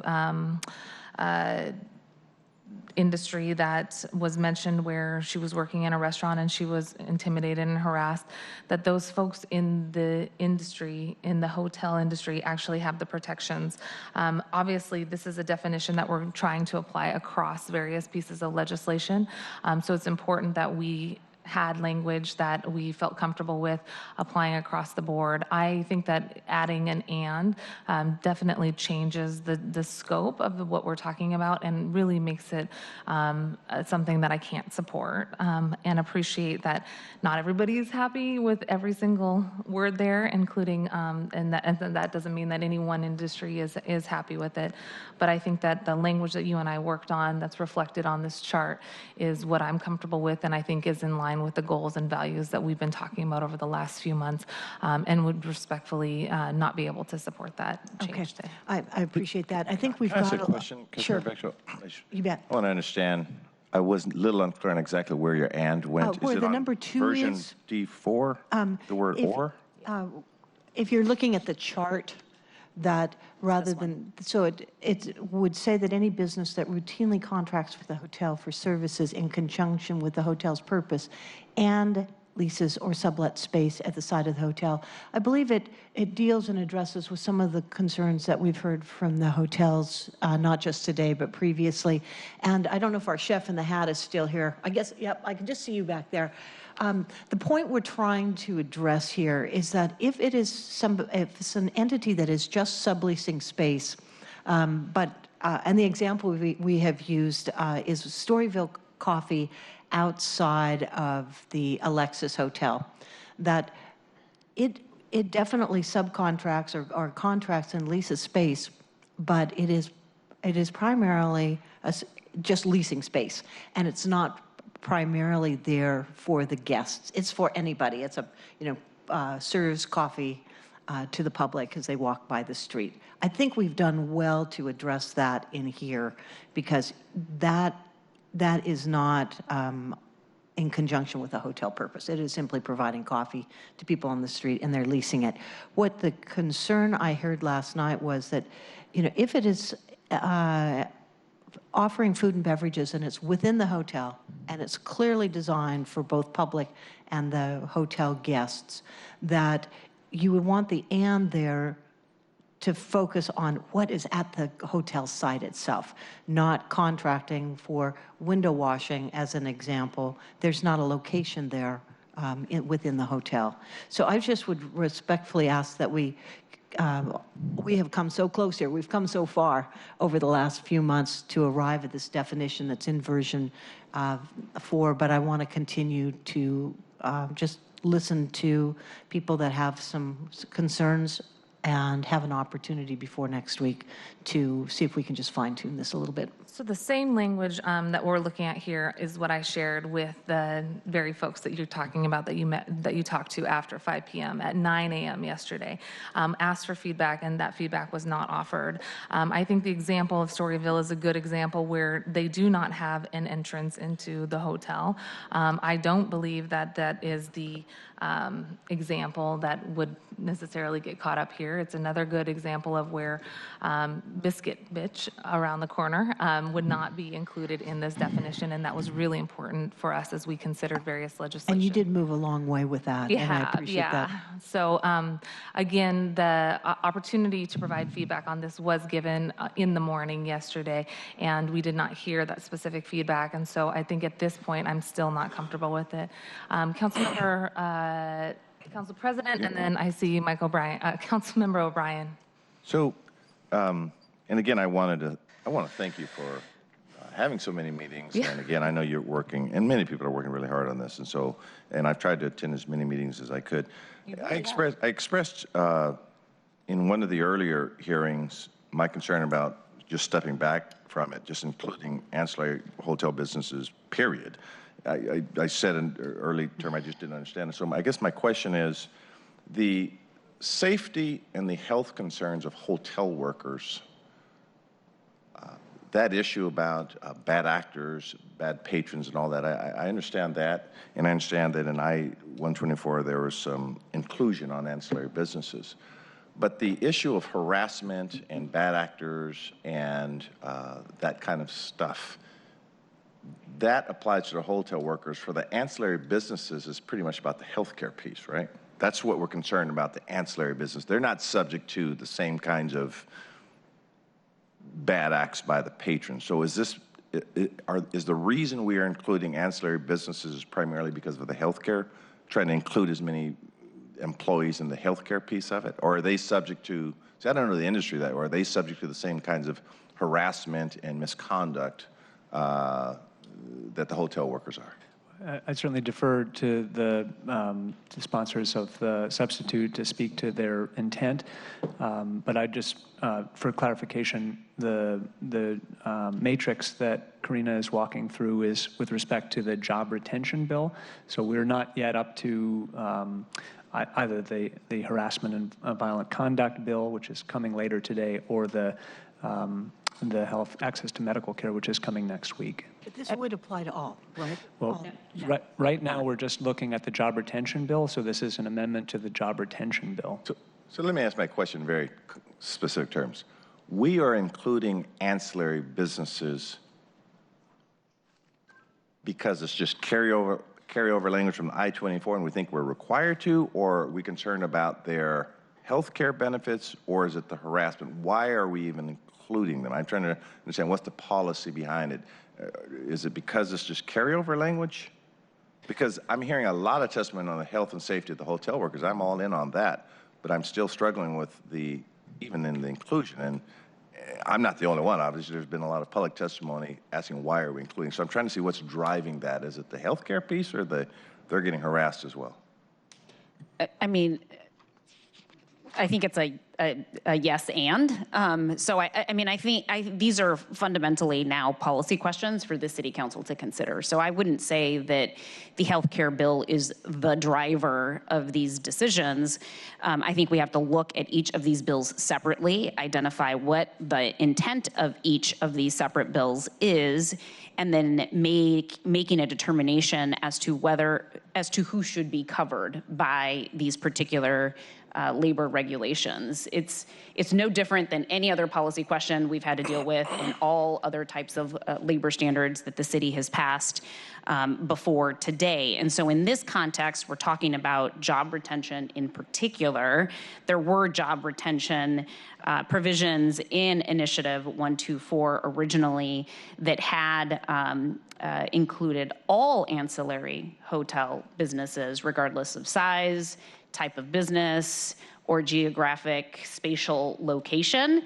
And what we have done now is come up with a different definition within that job retention component that narrows the scope of applicability of which ancillary hotel businesses would be covered under the hotel job retention portion of the entire package. So this is a policy discussion specifically related to, do we believe that it is fair to have a job retention component apply to not just hotels, but hotel businesses that are providing hotel services to hotels for hotel purposes with the same job retention protections. That's the policy question before us, and I think that as one of the co-sponsors, I can say that I do think it is fair to do that, and that is what is represented in this particular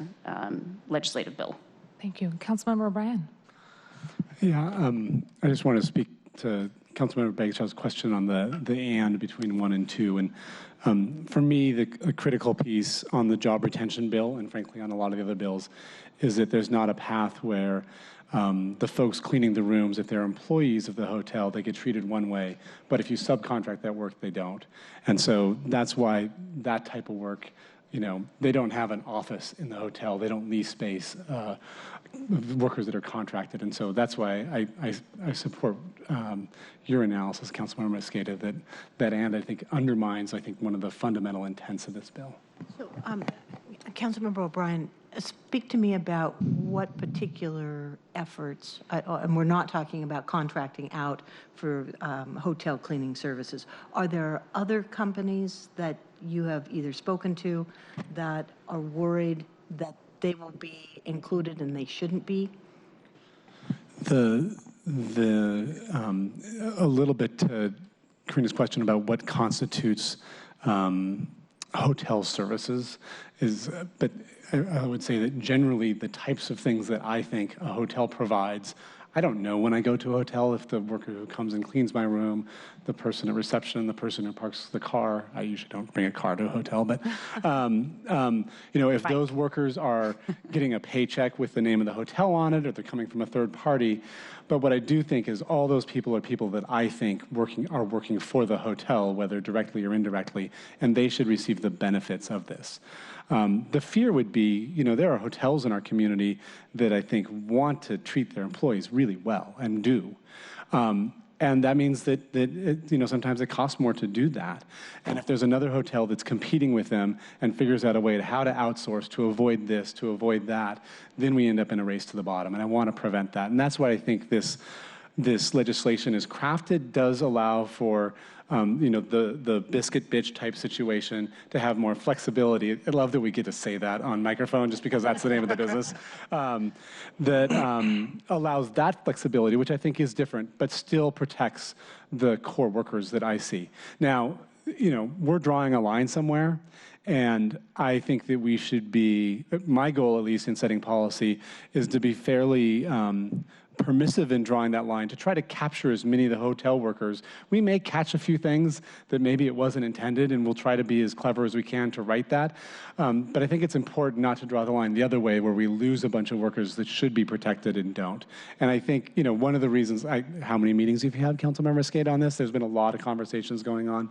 And I think we're getting to a point where I'm starting to feel like that line is becoming pretty clear, and I think it's in a really good place. It's probably not perfect, but I think it may be close to as good as we can do for now. Councilmember Gonzalez. Yeah. So I feel like on this particular definition, I feel like I keep traveling in a time machine backwards, and so I would agree with Councilmember O'Brien that I feel like we have drawn the line as close as I think and as definitive as I think we can to still give me the sense of confidence that this bill and the other 3 bills that have yet to be discussed are still providing the strongest protection that we can to this industry of workers. And so I also cannot support the addition of "and" between 1 and 2. I do believe that would be overly restrictive in terms of requiring coverage of businesses that both contract and lease or sublet space at the site of a hotel for services in conjunction with the hotel's purpose.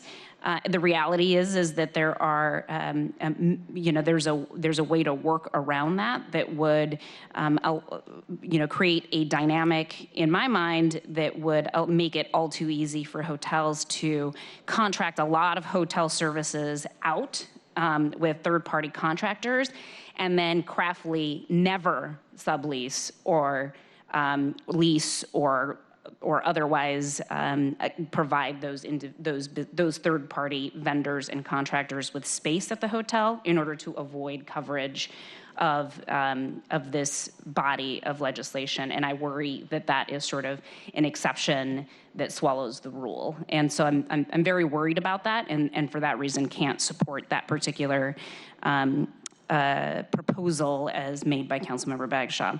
The second thing that I would say here, and Karina, maybe you can talk to this a little bit, is we don't have a definition in the legislation with regard to hotels' purpose, but my understanding is that there are references available in the rulemaking process that define either hotel services or hotel purposes in a manner that would perhaps allay some of the concerns that Councilmember Bagshaw has articulated with regard to the example she provided in support of her potential oral amendment to add "and" that relates to the type of businesses that would be reasonably considered to be providing a hotel purpose. So the window washing example is the example that Councilmember Bagshaw provided. My reading of some of the NICS codes and other types of definitions, including state statute, would not include that type of a business activity as being reasonably related to a hotel purpose. So perhaps you can walk us through at the table a little bit more and about sort of how the NICS code and other potential references allow us to look at hotel purposes. I'm not saying that that's going to be the definitive answer, but I'm saying that that is illustrative and I think informative to at least my rationale and my thinking, and it might be helpful to other council members and the public as well. I don't have those references before me, but thinking just based on memory of the NAICS industry code, it defines a hotel as a business that provides short-term lodging accommodations, and then says that the hotel can also provide a range of guest services. And then it goes and it describes some examples of what those guest services can be. Food services, beverage services, spa services, and it goes on and provides a long list. To my memory, it doesn't include something like maintenance services, which is what I'm hearing you say with window washing, and what I'm hearing Councilmember Gonzalez say is not fitting within her conceptualization of what a hotel's purpose is. So I don't know the state statute, but I think one can think about what comprises guest services, what sorts of services directly benefit the guest, and one might posit that maybe window washing is indirect, that's more of a maintenance activity. Councilmember, I was just going to say, just looking up the NAICS code really quickly, it talks about this industry in the context of the fact that the industry comprises establishments primarily engaged in providing short-term lodging in facilities known as hotels. Great memory, Karina. Motor hotels, resort hotels, and motels. The establishments in this industry may offer food and beverage services, recreational services, conference rooms and convention services, laundry services, parking, and other services. So I think, again, there is an opportunity here to really rely on some of these industry codes that are standard and national to really address the dragnet argument that is being made by some folks in the industry in terms of types of businesses that could ostensibly be captured by this definition of ancillary businesses, which I have not found to be persuasive based on my understanding of how the NAICS codes are defining the hotel industry and hotel purpose. And if I have an opportunity to look it up really quickly, I'll also look up the RCWs that define a little bit with more context as well, a hotel industry that sort of align with what I have seen in the NICS codes. I got good news. Two pieces of good news. All right. One is on this piece of legislation on retention, we only have a substitute bill to consider today. So that's the good news. We don't have multiple amendments. The other piece of good news is that this is probably the meatiest of the changes in the substitute bill. And with that said, I would love to see if that has helped address some of the questions and then for us to move through some of the other potential changes to the substitute because we do have two other pieces of legislation to potentially consider today. And I do appreciate working with you and you raising that. And any final thoughts on this before we move on? No, thank you. I think that we're going to end up with a position where there's going to be people who are not quite happy with this. I do want to acknowledge that in the last 3 months of going through it, that I believe progress is being made. And Councilmember Gonzalez, I appreciate also you're looking at the definition from the industry itself, because that's what we're trying to do, is to protect the workers who are actually in the hotels, within the hotels, working and providing these guest services. And if that's clear, and when we get into rulemaking, it's still, we're focused on caring for the workers within the hotel that are doing this service, doing the work to provide the services to the guest. I think that we've reached that equilibrium of that way. At least we know what we're talking about. And I told you last night that I was grateful that we'd come as far as we had. I'm going to support you in this. Thank you. I think if we can just make sure that we're clear that we are talking about a certain group of people and try not to extend out beyond the walls of the hotel, if that can be handled in rulemaking, I believe that we have reached a compromise. Thank you. And I think this conversation has been very helpful for legislative intent. Councilmember Pacheco, and then we're going to move on to the size. So I just really want to quickly address the point by Councilmember Harold. So last night I was reading just the ordinance, the initiative itself, and so because I wanted to use that as my thought process in terms of guiding my decision making this morning. And in it, it does state what voters supported was, it is appropriate and necessary to protect employees in the hotel industry. Those who clean rooms, change the sheets, and dice the vegetables. I say dice the vegetables because I was kind of wrestling with hearing the concerns of restaurants and how we, and the ancillary business definition itself. So it is with that in mind that I'm also not necessarily supportive of including the and in between the 1 and 2. That said, I do think it may be worth exploring the and where the 3 is, so that we define it as it's a hotel business restaurant, more specifically and targeted, because I think that I have some questions with regards to how we entrance within the hotel premises and whether hotel guests into the public. And so, I mean, I'm hoping that through this discussion, as we continue to go through the ancillary business discussion, that we can clarify what the entrance is defined as, because I think that's still, to me, a little bit vague. And I want to make sure, as I kind of go through this process, that we can withstand both the legal scrutiny that I think is likely to come, and also that we're inclusive of as many workers as possible and trying to address the concerns that we hear broadly from communities as well as stakeholders, and try to be as consistent to what voters approved, myself included. And so with that in mind, I'm just trying to make sure that we kind of put that out there. Thank you for the reminder of what was in the initiative. And for those who dice the vegetables, we will continue the conversation. It does sound like, especially with Councilmember Bagshaw's last closing comments there, we can go ahead and move through the rest of the potential changes in the substitute here. And it also speaks to some of the smaller businesses that you'll see exempted in the next amendment here. And I just want to say, sort of for the record, she's not even listening. I was going to talk to Councilmember Bagshaw. I was actually willing to support your language just because I was sitting here trying to struggle with the semicolon, how it reads into it. I probably have the least amount of confidence in the Office of Labor Standards' ability to do rulemaking that it encompasses all of these concerns.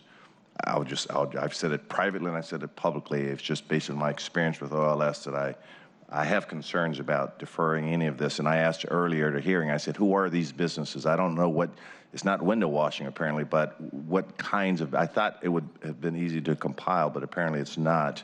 So I could get a good look at what these ancillary businesses are. The term ancillary businesses, to me, I'm thinking a few restaurants, but I don't know what it included. So I was hoping to get, during the course of this work, a very good description of these businesses that are being affected, other than just generic, or is it part of the hotel's purpose or core purpose. I was just trying to get a feel for them, see which ones we're trying to include. So as we move forward through this, I'm hoping we could defer less to OLS for some rulemaking and more language in here to specify what our intent is. I'll just leave it at that and prepare to go on. You heard As you heard, we have an opportunity to pull from the codes that Councilmember Gonzalez was reading from and the ones that you cited from memory, Karina. So we'll work on getting that circulated to folks in the next week. Okay, great. Also, council members are always welcome to come up with their own definitions of hotel purpose if they wish to do so. Oh, amendments? We got no. So let's move on to the size. Recommend doing it on the fly. Chair Mosqueda, I want to respond to Councilmember Pacheco's sort of soft floating of the idea of adding an and between 2 and 3, and I could not support that if it does come forward. And the reason I cannot support it is, again, I feel like I'm going back in the time machine, is that adding an and to ancillary businesses would limit this particular definition and coverage of all of these laws to only food and beverage businesses. That's how the language would read. So it would say any business that routinely contracts with the hotel for services in conjunction with the hotel purpose, leases or sublets space at the site of a hotel for services in conjunction with the hotel's purpose, and provides food and beverages to hotel guests and to the public with an entrance within the hotel premises. So that means that all 3 of those factors and criteria would need to be present in order for an ancillary business to be covered, which would limit the definition of ancillary business and, again, the coverage of these protections to ancillary businesses that are limited to the food and beverage industry only. So for that reason, I would not be able to support an and between 2 and 3 to the extent that it is proposed eventually. Thank you. So I'm going to say thank you to all of you for engaging with us on this. I do think that, as Councilmember Bagshaw has mentioned, we have come a long way in our conversations on this, and we will share with the full council the RCWs that were referenced so that folks can see how the industry themselves have defined hotel purpose. I think that will be a helpful, illustrative part of our conversation for next week. This is really an effort to try to walk that fine line between various stakeholder feedback that we've received and to identify a strategy for us to move forward so that we feel that we are living the values that we've been talking about in terms of which entities are included. And I think that Councilmember Gonzalez has spoken eloquently about the why. You know, we want to make sure that folks who are also coming to our city behave well in their rooms and also behave well and have the same protections, including in this retention policy that we would expect in any city that our friends go to as residents of the city of Seattle. We don't want people coming into the city and thinking, well, since this is part of the hotel, I can act and behave in certain ways. We want this to be very clear in terms of our intention to protect workers in this arena. So I'm going to ask us to go ahead and hear the rest of the potential amendments included in the job retention bill, because we have 2 other pieces to consider. And one of them that I'm excited for you to hear about, Council President, is on the size of the employees, because I think that will help advance our conversation specific to small business. Karina.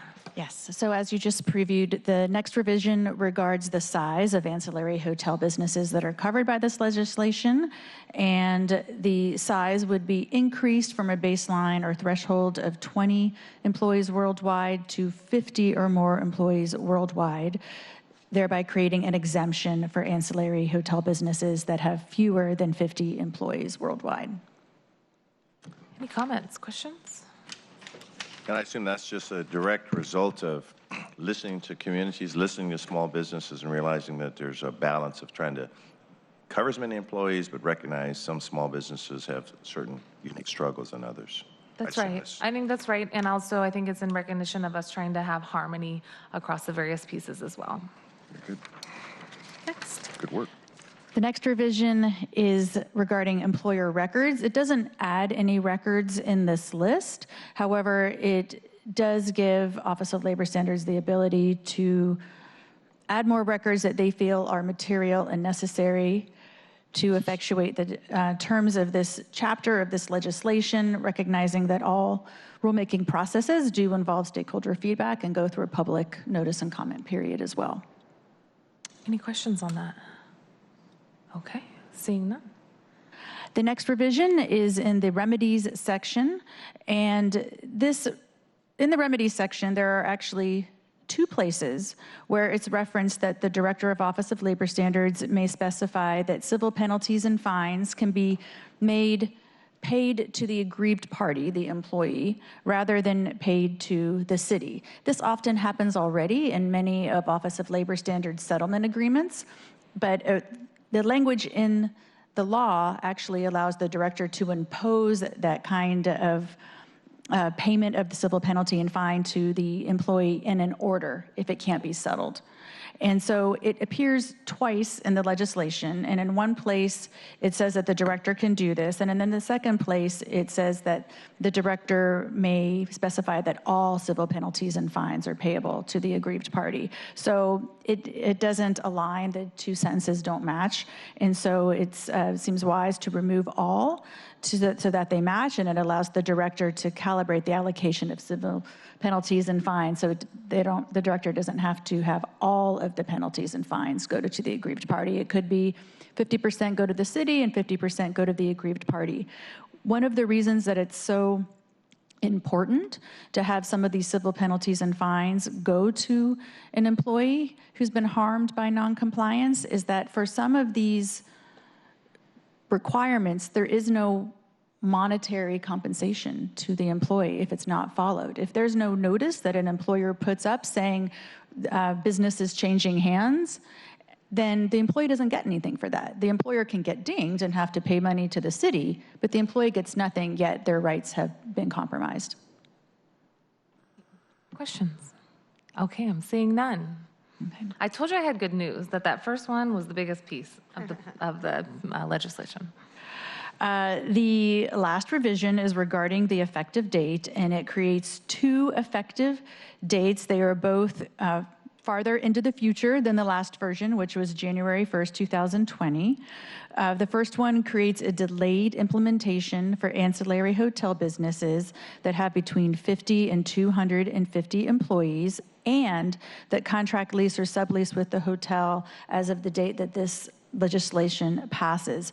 Those types of businesses will have until July 1st of 2025 to begin complying with this law. All other businesses, including the very large ancillary hotel businesses that don't contract lease, that have more than 250 employees, the provisions will take effect July 1, 2020. And my understanding is Councilmember O'Brien and Councilmember Pacheco, you have worked on some of this language. Did you want to comment on this at all? Councilmember O'Brien. You're giving me more credit than I deserve, but I do appreciate this addition. I think it,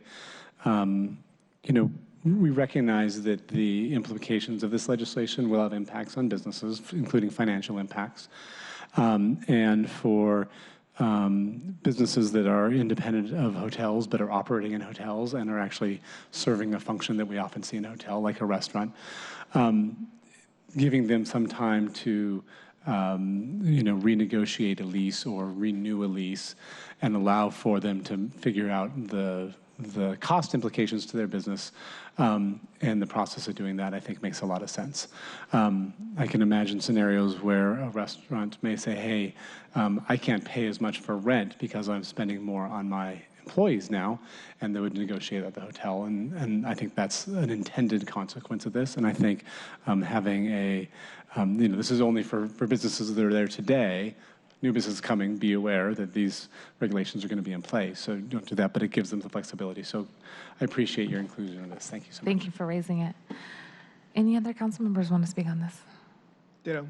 Ditto. Okay. Short and sweet. I appreciate you all raising this as well. We understand that there may be existing contracts that are in the works.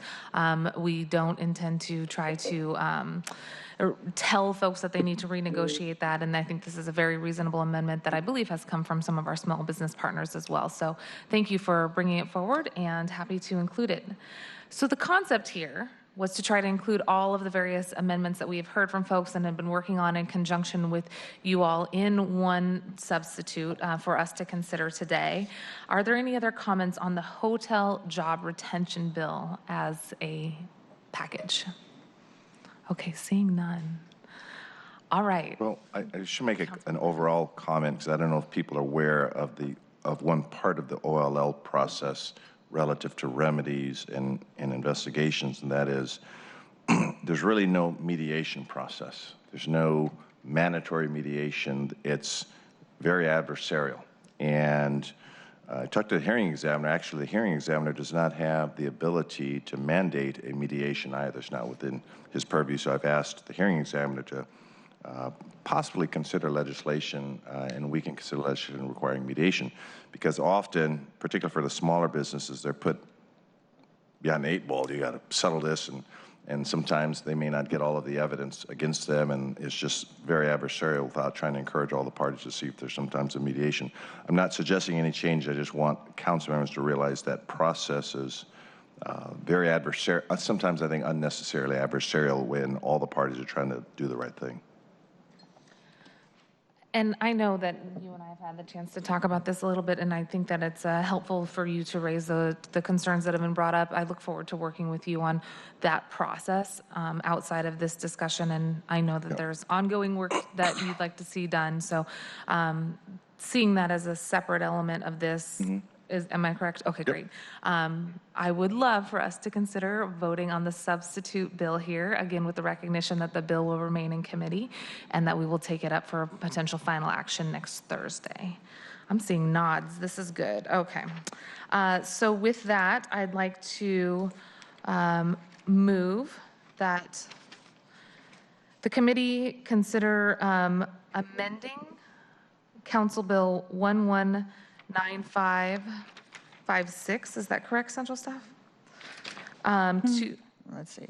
Yes, 119556. 119556 with substitute Bill 1, version D. Version D4. D4. Okay. I move to amend Council Bill 119556 by substituting version D2 for version D4. Second. Are there any other comments? Seeing none. All those in favor? Aye. Aye. Any opposed? None. Any abstentions? I abstain. 1. Okay, great. The bill is amended by a vote of 5-0 with 1 abstention. All right, moving on. Let's move on to our third agenda item, which has already been read into the record. This is Council Bill 119554. And for folks who are following along, we have a chart on the screen that is substitute bill protecting hotel employees from injury, version D2, versus proposed version D3. So what we'll be walking through is the language included in version D3 that will include various amendments for us to consider as a substitute bill. Okay, if the chair's ready, I'd be happy to walk through that matrix. The first issue, and again, I just want to emphasize, this is about protecting hotel employees from injury. This is primarily about housekeeping, and it sets workload limits and establishes new rates of pay for circumstances where house cleaners are cleaning square footage of hotel rooms that are in excess of that maximum square footage. 5,000 still? That's what's included in the substitute, yes. There is another amendment that's going to follow that I won't speak to at this point. So there are also 5 changes that are captured in this matrix. None of them have anything to do with ancillary businesses, because there are no ancillary businesses that are captured in this bill. This is all about house cleaning, and it's not about the other kinds of business activities that may be happening within the premises or providing services, et cetera. So the first row, which has to do with section 1427050E, is on page 6 of the bill, if you're following along in the bill itself. This, on 8/15, this committee passed some language that clarified that when house cleaning exceeds the maximum square footage, which was established at 5,000 square feet, they would be paid for 3 times their regular rate of pay, only for the amount of time that was spent on the floor space in excess of the 5,000 square feet. The change in this bill is intended to clarify and better articulate that policy objective. There isn't intended to be a change here, so it's a technical amendment. As I mentioned, there is an amendment that may be offered that could affect the substitute, but the substitute itself just is supposed to be clarifying language. If there are no questions, I'll move to the next one. Any questions on rate of pay? No, well, I think the one thing we raised yesterday is that the idea is that if you've just worked your 5,000 square feet, which by the way is a phenomenal amount of space for those of us who have ever had to actually do cleanup on space.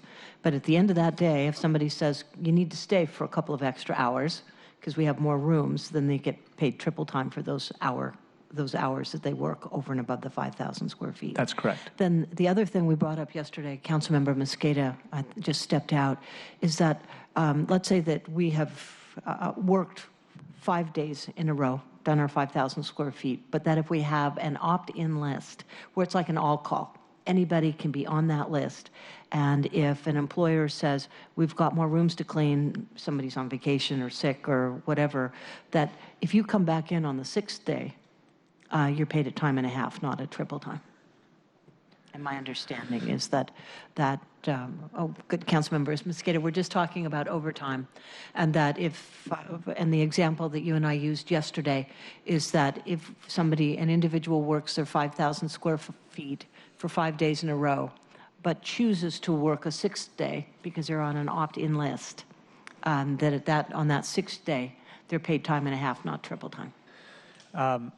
So long as they are cleaning under 5,000 or up to 5,000 square feet, I think that would be true, unless the collective bargaining agreement provides some other multiplier. But the normal. If they go beyond that 5,000 on the 6th day, they get triple time.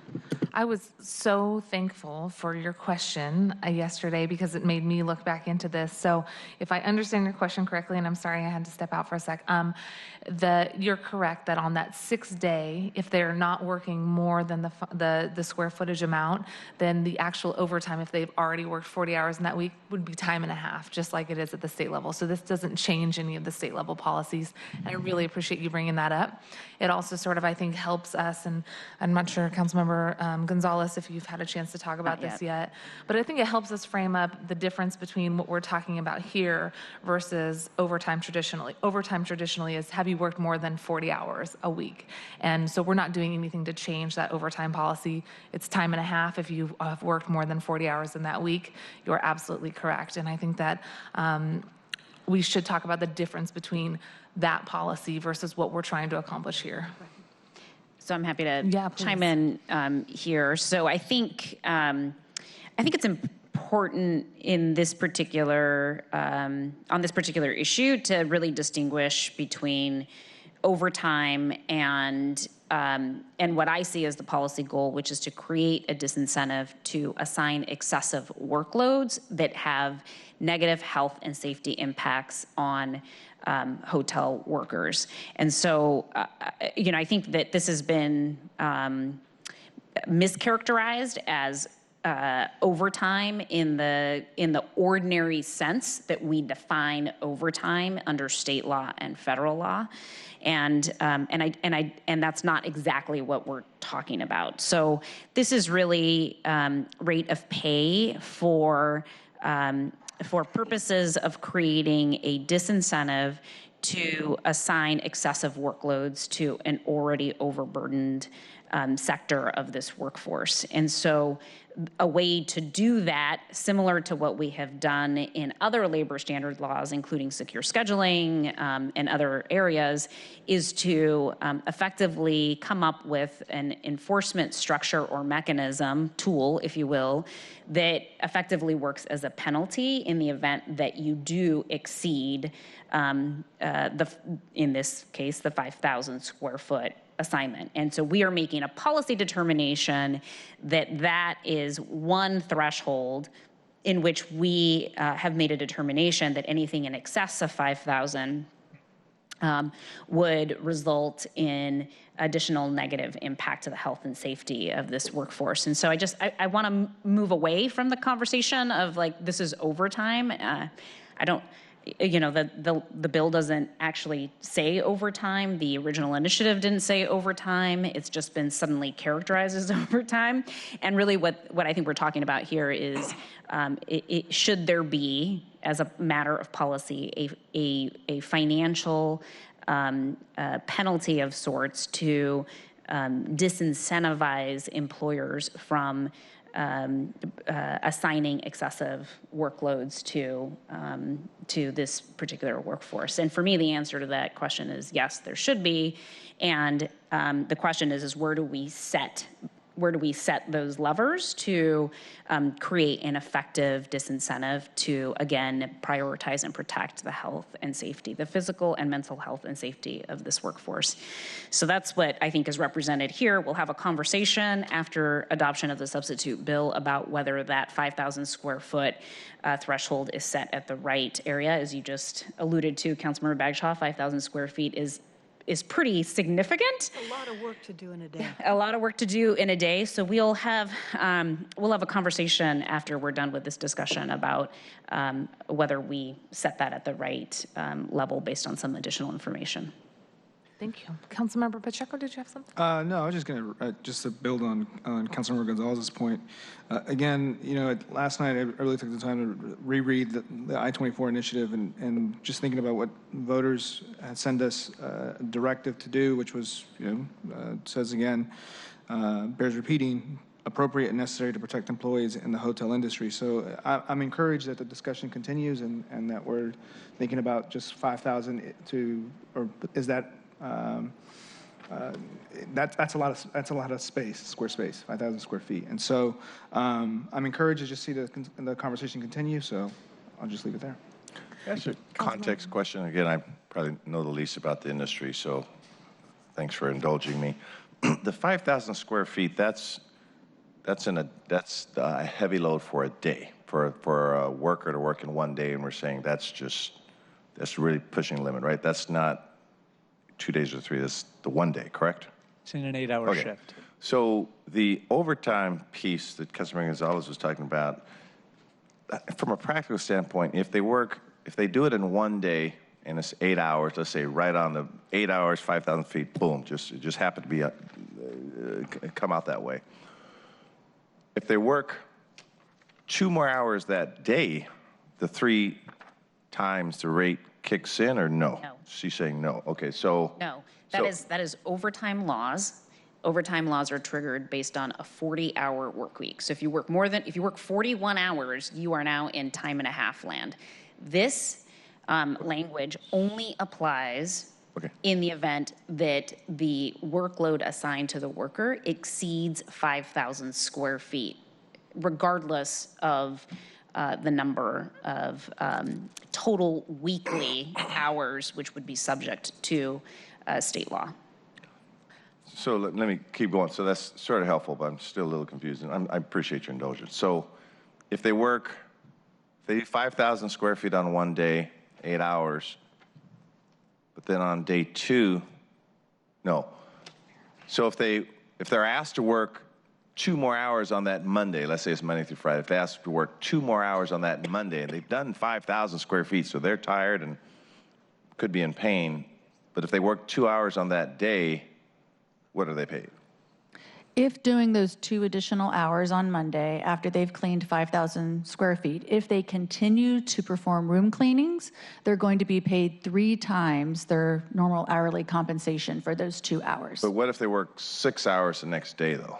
So see, that's what I was saying. I thought I'm hearing it's 40 hours for the week, but if they work, you don't know if they work 40 hours that week yet because it's just Monday. You can think of it as the clock resetting with every 8-hour shift or with every workday. So they work 10 hours on Monday. Maybe they'll get paid 3 times their normal hourly rate for 2 hours when they perform room cleanings beyond 5,000 square feet on that Monday. Tuesday, you start all over again. If you get to Saturday, they're on their 6th shift of the week, and they've worked 40 hours Monday through Friday. Saturday's all overtime. They're going to be getting time and a half for all hours that they work on Saturday. If on Saturday they clean 5,000 square feet from 8 to 4, and then they clean an additional 2,000 square feet over 2 hours, they're going to be paid 3 times their overtime rate. So if they make $20 an hour, their overtime rate is going to be $30 for 120 for the 2 extra hours.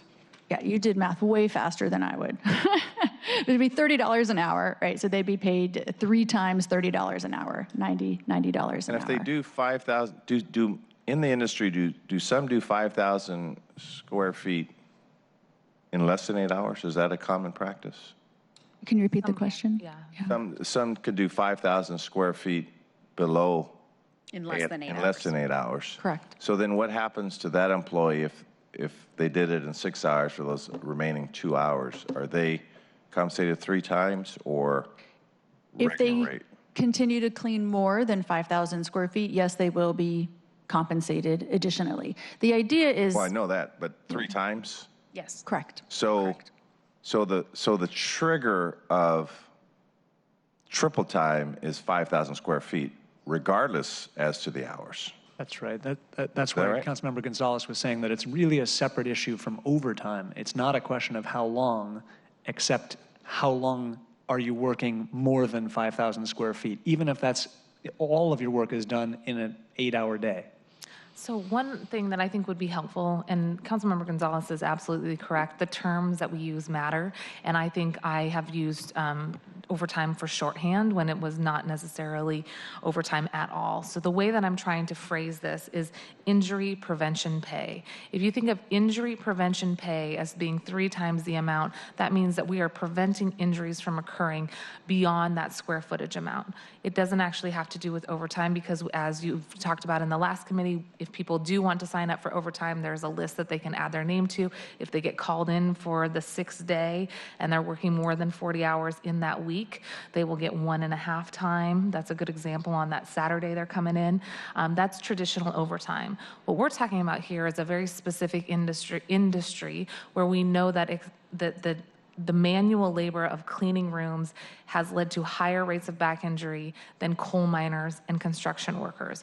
We are trying to find that right level to help prevent injury in the future and have a disincentive for folks. So the way that I'm going to try I get and all phrase the policies. I'm just trying to, I get Yeah. the reasons. I was just trying to understand the mechanics, and that was if they work 5,000 square feet in 5 hours, the next 3 is triple time. That's the policy. Okay.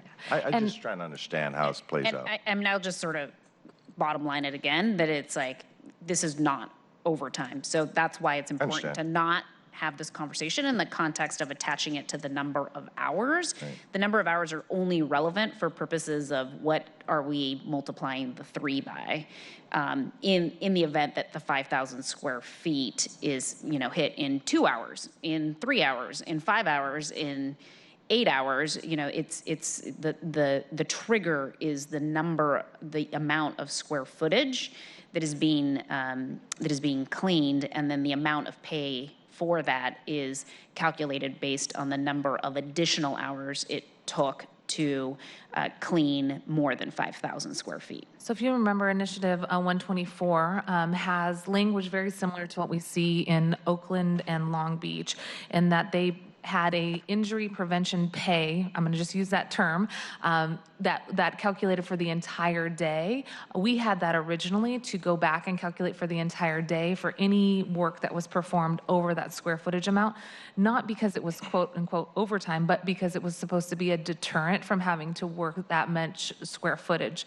So Oakland, for example, has a 4,000 square foot limit. If you clean more than those 4,000 square footage, that's when your injury prevention pay kicks in, and then they do the payment for 1.5 times for the entire day. So I get it. Yeah. I think from a practical standpoint that what's likely to occur is management of hotels will confine you to 5,000, you to 5,000, you to 5,000, regardless as to the hours.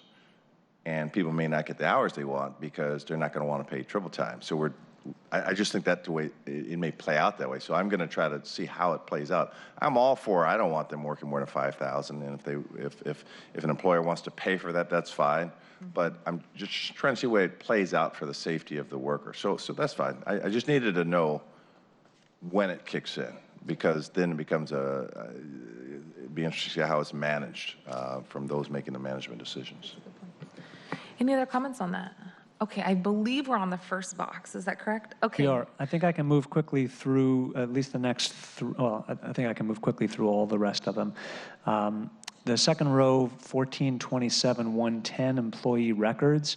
There's a technical error to catch up the list of records with the kinds of things that were inserted in the previous D2 version that was passed on 8/15. So I don't think there's substantive issues here, but I can answer any questions if there are. The third item, 1427-170A, remedies. Karina already talked through in the previous bill striking the word all to allow the director to calibrate the allocation of civil penalties and fines rather than it being all or none. 1427-170, paragraph E, also in remedies, merely corrects a clerical error where we didn't note the 3 times, which was inserted in the previous version. We've now made that correction. And the last row is the effective date, 1427-260. This changes the effective date for the legislation to July 1, 2020. In lieu of what had been there previously, January 1, 2020, and that was based on input from OLS, who is telling us about the realistic time it would take to establish director's rules. Any questions on that? I do appreciate the more realistic time frame for rulemaking, a la the conversations that we've had today. We do recognize that this is a pattern that you will see in the various pieces of legislation that come before us to make sure that people have enough time to get those rules correct and that they hear from stakeholders. Are there any other questions on version D3 as a whole? Councilmember Bagshaw. Just on the effective date here, we've got July 1st, 2025 for businesses 50 to 250. Will we keep that July 1st, 2025? And this will be July 1st, 2020? So in this bill, there are no ancillary businesses, large or small, who are affected. So for all employers, it ends up being the same effective date of July 1, 2020. And just to be clear, this particular law applies just to hotels. That's correct. Yeah. So one category of employer, one effective date, one set of protections. Thank you, Councilmember, Council President Harrell, for being here. Okay, so seeing no other questions, I'm going to go ahead and see if we can move to amend this. I'd like to move to amend Council Bill 119554 by substituting version D2 for version D3. Second. Any other comments? All those in favor say aye. Aye. Opposed? None. Abstentions? None. Great. This bill has been amended to include version D3 as adopted, and we will keep this in committee until next week with a vote of 4-0. All right, we have one more item for your consideration in this bill. I'm sorry, it is still in our committee, and we have not moved to item 4 yet. So on version D3, we have an amendment that we'd like for folks to consider specific to the conversation we were just having about square footage.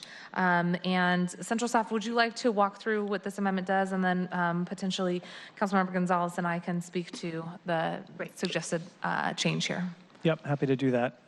This would change the definition of the term of art maximum floor space, essentially the cutoff for straight pay versus 3 times pay that you've just been discussing. The amendment would change that maximum floor space amount to 4,500 square feet in lieu of 5,000 square feet. So it would reduce the threshold where workers begin to be paid the 3 times rate of pay.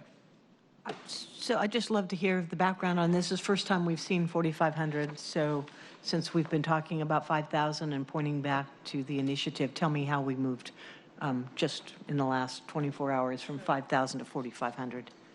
Thank you, Councilmember Bagshaw. Councilmember Gonzalez, did you want to tee up a conversation around this? And I'll chime in. Sure. I mean, I think what I spent some time doing is getting a better understanding of the other two jurisdictions that have laws in this space. Those particular legislative structures include a 4,000 square foot threshold for the, in that case, time and a half rate of pay. And in that case, it includes time and a half pay for the entire hours as opposed to just the delta between, the number of hours, additional hours that it would take to do more than 4,000 square feet. We were at 5,000 square feet at the last time we met. And I think that in looking at that 4,000 square foot precedent that is set in Long Beach and Oakland, and then also looking at some additional data related to the rates of injury in this particular industry, I've been persuaded to end up somewhere in the middle between 4,000 and 5,000. And so I want to thank staff for pulling together some of the data. And I have a little bit of statistics here related to this particular question.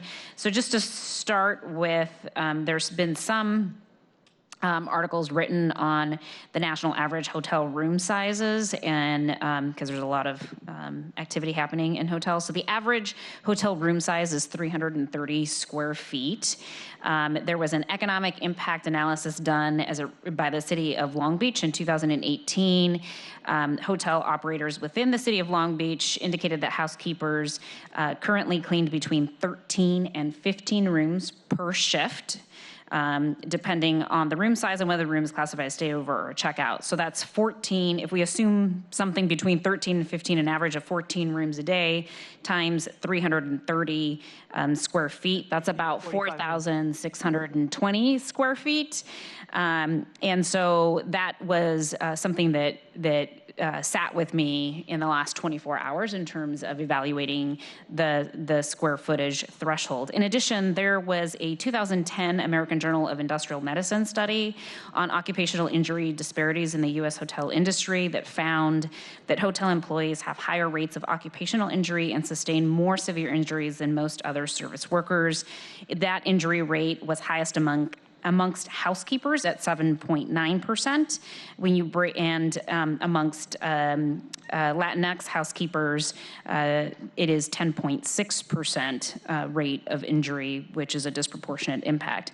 The study found that hotel workers were nearly 40% more likely to be injured on the job than all other service sector workers.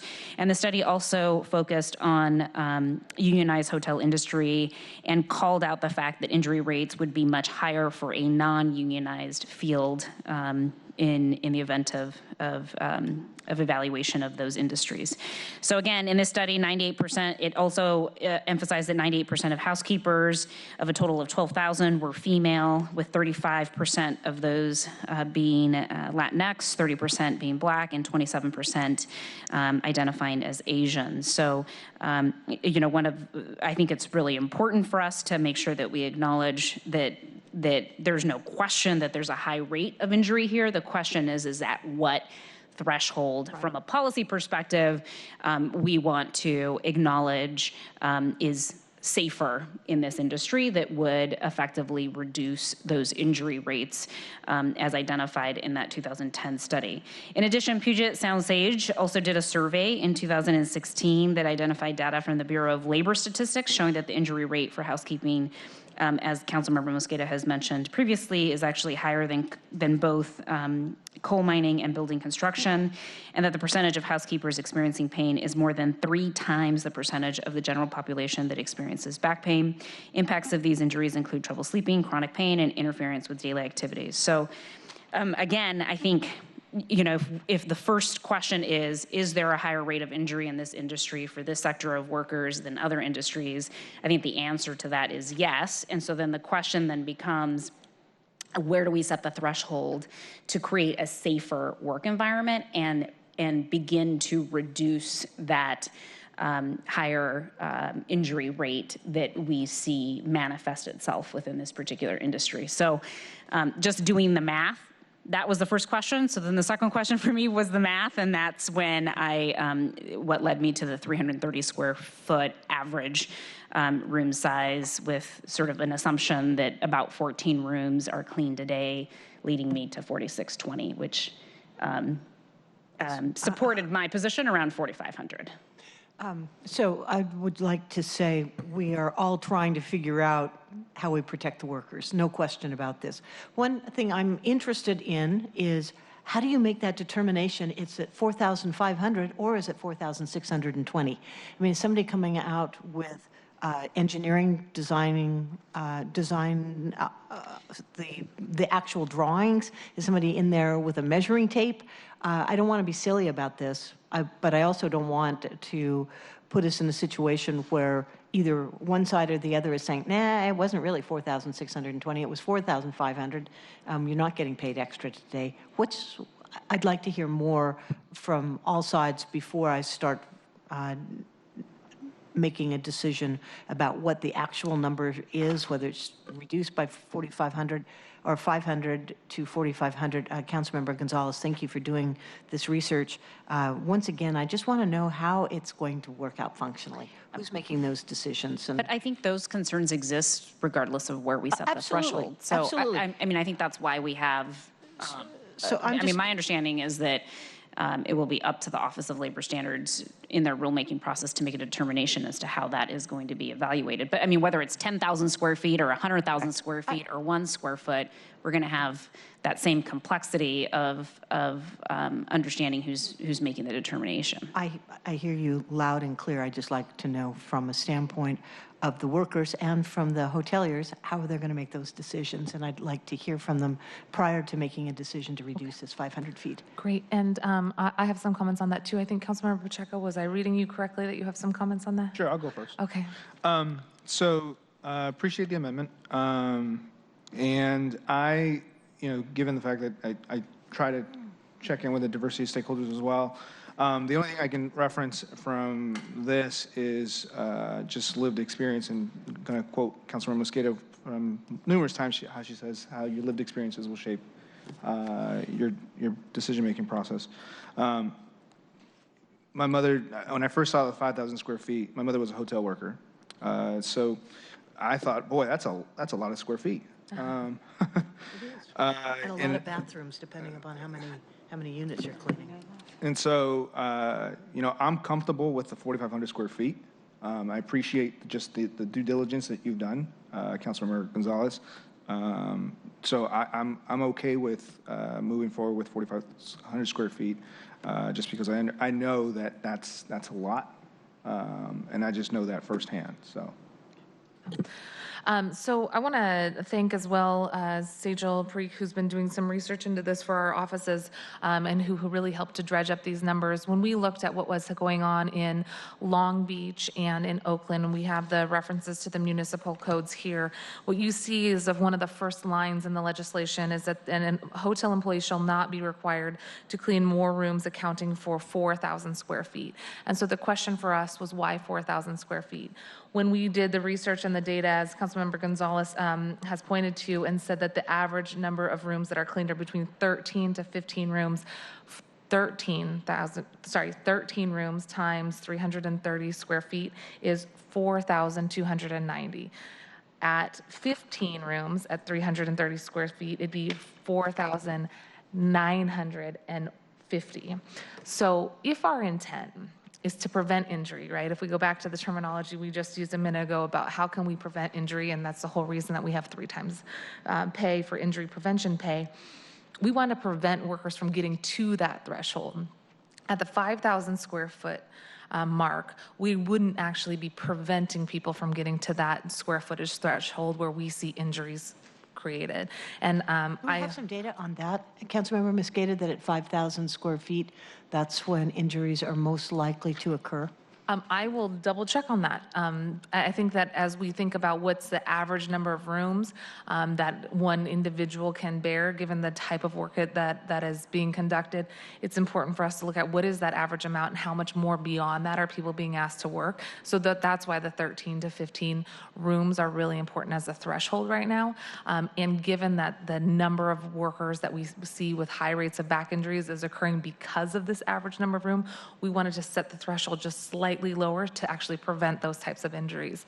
Councilmember Gonzalez? Yeah, I was just going to add that in response to Councilmember Bagshaw's question, I think that's why I went through the process of articulating and describing the 2010 study. So that's the American Journal of Industrial Medicine study, which is a peer-reviewed study that talks about what the status quo in the industry is as it relates to higher rates of occupational injury for hotel workers. And when you layer that particular data with the information we have from the economic impact analysis done in City of Long Beach, in addition to some information related to just that national average hotel room size of being 330 square feet, I think you can draw the reasonable conclusion that that there is a correlation, a reasonable correlation between the number of rooms cleaned and the rates of injury, and specifically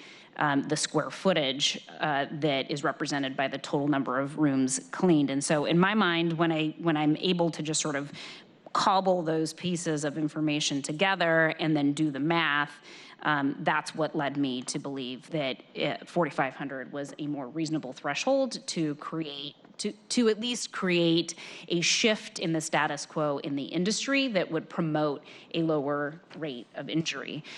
You know, I don't have a crystal ball. I can't determine whether all of this is going to magically happen and nobody's ever going to experience rate of injury or have less rates of injury. But as a policymaker, this is the best information that I have available to me right now that will allow me the opportunity to make reasonable conclusions and inferences from the information that is available to us in this space. Thank you.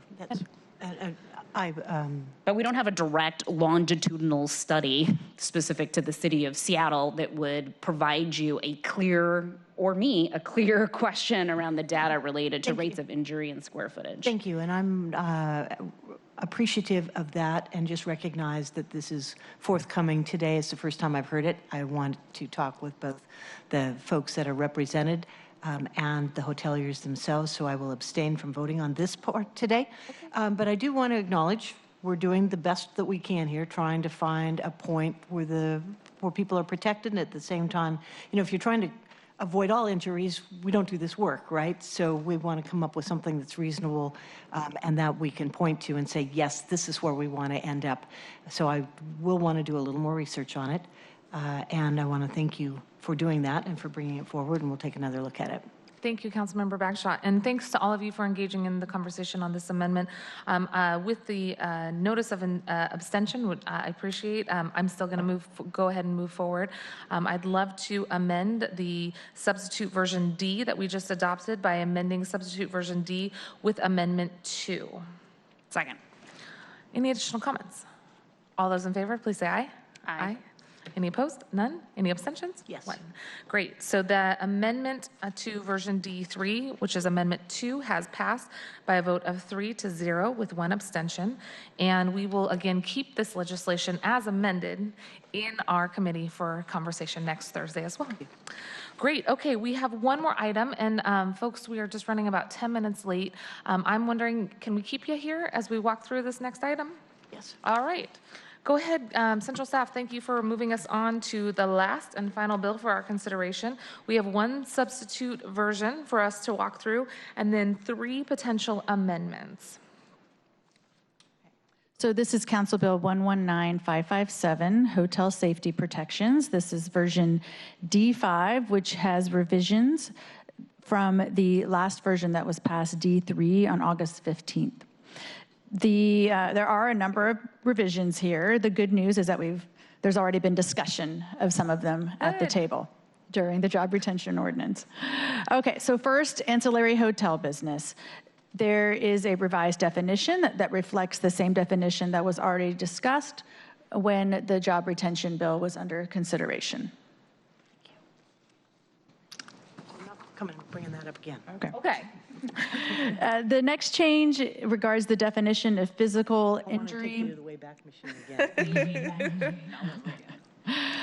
Bodily injury, bodily harm. These are terms that were in the definition of violent or harassing conduct in the previous version. Those terms are no longer in the revised definition of violent or harassing conduct, so there is no need to define them, so they have been removed. On this one, I just want to say a special thank you again to the King County Sexual Assault Resource Center and the King County Prosecutor's Office for some of their helpful feedback on the framing and the language here. Next is a revised definition of violent or harassing conduct, which provides more distinct parameters around what these words mean. And now to determine what constitutes that kind of conduct, folks will look to the revised Code of Washington for the specific terms of assault, harassment, sexual contact without consent. Both are defined separately, and indecent exposure. Okay. Next is employer coverage. This again creates a different threshold number of employees for ancillary hotel businesses. In the previous versions of this law, there was a definition of ancillary hotel business. There was no threshold number of employees for coverage. This version creates a threshold of 50 or more employees worldwide. Next regards panic buttons. This is a shift, and previously all employers, hotel employers, ancillary hotel businesses were responsible for providing panic buttons. In this version, hotel employers are responsible for directly providing panic buttons to hotel employees who are assigned to work in a guest room or deliver items to a guest room. As far as ancillary hotel businesses are concerned, hotel employers are providing access to a panic button for those employees. So the short of it is that the ancillary hotel businesses are not responsible for providing that panic button. It's the hotel employer. One might imagine that there's a food delivery employee coming to deliver something to a room. They go to the front desk, they pick up their panic button, and then they go to the room. The hotel employer is also responsible for responding to an activated panic button. And all employers, ancillary hotel business and hotel employers, are responsible for not taking adverse action against an employee for actually using that panic button. Everyone needs to feel very comfortable with actually using it. There's some additional language to define what adverse actions when those types of behaviors are prohibited by the employer. That includes an other emergency in the employee's presence, and also for ceasing work and leaving the area of perceived danger to await assistance. So changes that encourage use of the panic button without fear of retaliation by the ancillary hotel business or the hotel employer. So do I recall that we had language in there that says we have access to, that these are made available to people, but there's not a requirement that somebody carry it? Correct. It is phrased as hotel employer shall provide access. So as long as they are immediately available, the hotel employer has done their part.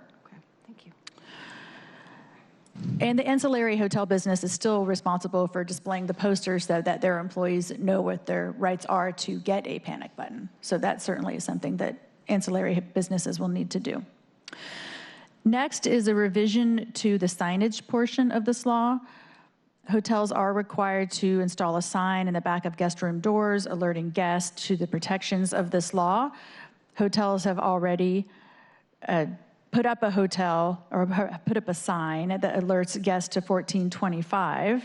And so this law will have a different citation. It'll be 1426. This revision recognizes that hotels have already spent time, energy, and funding on installing those signs. So if they already have a sign that references 1425 instead of 1426, that is okay, provided that when the hotel goes and updates those signs, they need to make sure that 1426 is cited on it. Okay. Next regards the employer's requirement to develop a policy against violent and harassing conduct by guests. And there is a requirement for the employer to distribute that policy to guests upon check-ins. This simply identifies that the OLS director, through rulemaking, can identify other means for the employer to give the policy to guests in special circumstances other than check-in, especially if a guest is not interacting with an employee upon check-in, if there's another method of doing that. Okay. We have 5 pages left in about a few minutes. You got this. All right. We're all eager to get through this, so I know that I'm here until 12:30 if folks can stay. Employer requirements for guests who are accused of violent or harassing conduct. Employers are required to take necessary steps. That's just a language change from immediate preventative action. At the minimum, employers previously were required to discontinue in-room guest services. The language has been modified to not assign employees to work in that guest room or make deliveries to the guest room. An additional provision that employers may assign employees to enter a guest room to conduct a safety check, with some conditional language that would only take place when the circumstances are appropriate for that kind of room entry. Employees who would go into the room for a safety check would be in a team, and they could decline that assignment if they wanted to. I want to take a quick second to thank the Hotel Association for the suggestion as well. We want to make sure that people do feel like they have the freedom and flexibility to do these wellness checks, which we know occur. We heard one example, for instance, came after the shooting in Las Vegas, and we want to make sure that this is a provision that is clearly called out and appreciate their engagement with us on drafting this amendment. Next revision is for employer requirements for the employee who was the alleged victim of guest misconduct. It has already been established in the previous version that the employer needs to reassign the employee to a different work area.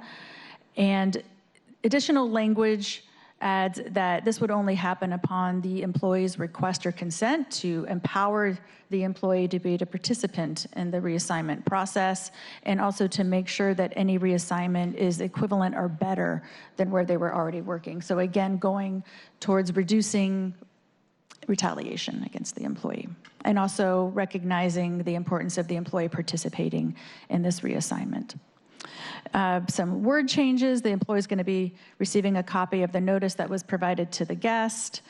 And then the other changes to that section are purely technical. But we're still on that section. Okay, employers are required to provide employees up to 16 hours of paid time. There is new language clarifying that this paid time is in addition to any time that is provided pursuant to state laws for victims of domestic violence, sexual assault, or stalking. And that would be in addition to PSST as well, which incorporates that paid time. Additional language that permits employers to require reasonable notice of an employee's intent to take the paid time. So they actually let management know, I am taking this paid time, rather than perhaps what might be interpreted as a no-call, no-show. However, there are still conditions in here that respect the employee's privacies. The employer will not inquire about the paid time except as provided by any forthcoming rules at Office of Labor Standards. The last change in this section is that Office of Labor Standards will establish a memorandum of understanding with a particular kind of community organization to provide access to a community advocate. So I'll unpack that a bit. First, the idea of a community advocate was in the previous version of this called a support advocate. It has a new name that better reflects what this person will do. Community advocates are already known for providing confidential services to folks who reach out to them. The community advocate helps employees who have an allegation that might not rise to the level of a crime victim advocate that's required under state law, and they also can help the employee navigate their rights under this particular hotel legislation. And OLS would be entering into an agreement with a community-based victims advocacy program with confidential advocacy services to go ahead and provide access to this community advocate 24/7, so 7 days a week, all hours of the day. And this revision helps set the criteria for how OLS is going to go ahead and make this service available. Okay. Under the notice and posting section, there is a new right to make sure that OLS's poster also includes the right to report violent or harassing conduct by a guest toward an employee. So a fundamental right, we made sure that it was added to the list of notice of rights on the poster. In the employer records section, there are a number of additions that reflect some of the changes that have been made to the law. Notably also, there is the removal of records related to allegations or incidents of violent or harassing conduct by guests. The records are, for the most part, focusing on the employer's response to a situation when an employee or someone has reported guest misconduct. So employers do need to keep a record of their written policy against violent or harassing conduct. Employers need to keep a record of the written notice that is providing to the guest and to the employee when conduct is reported. And let's see, the standard term that the OLS director can issue rules requiring additional records to help implement the law.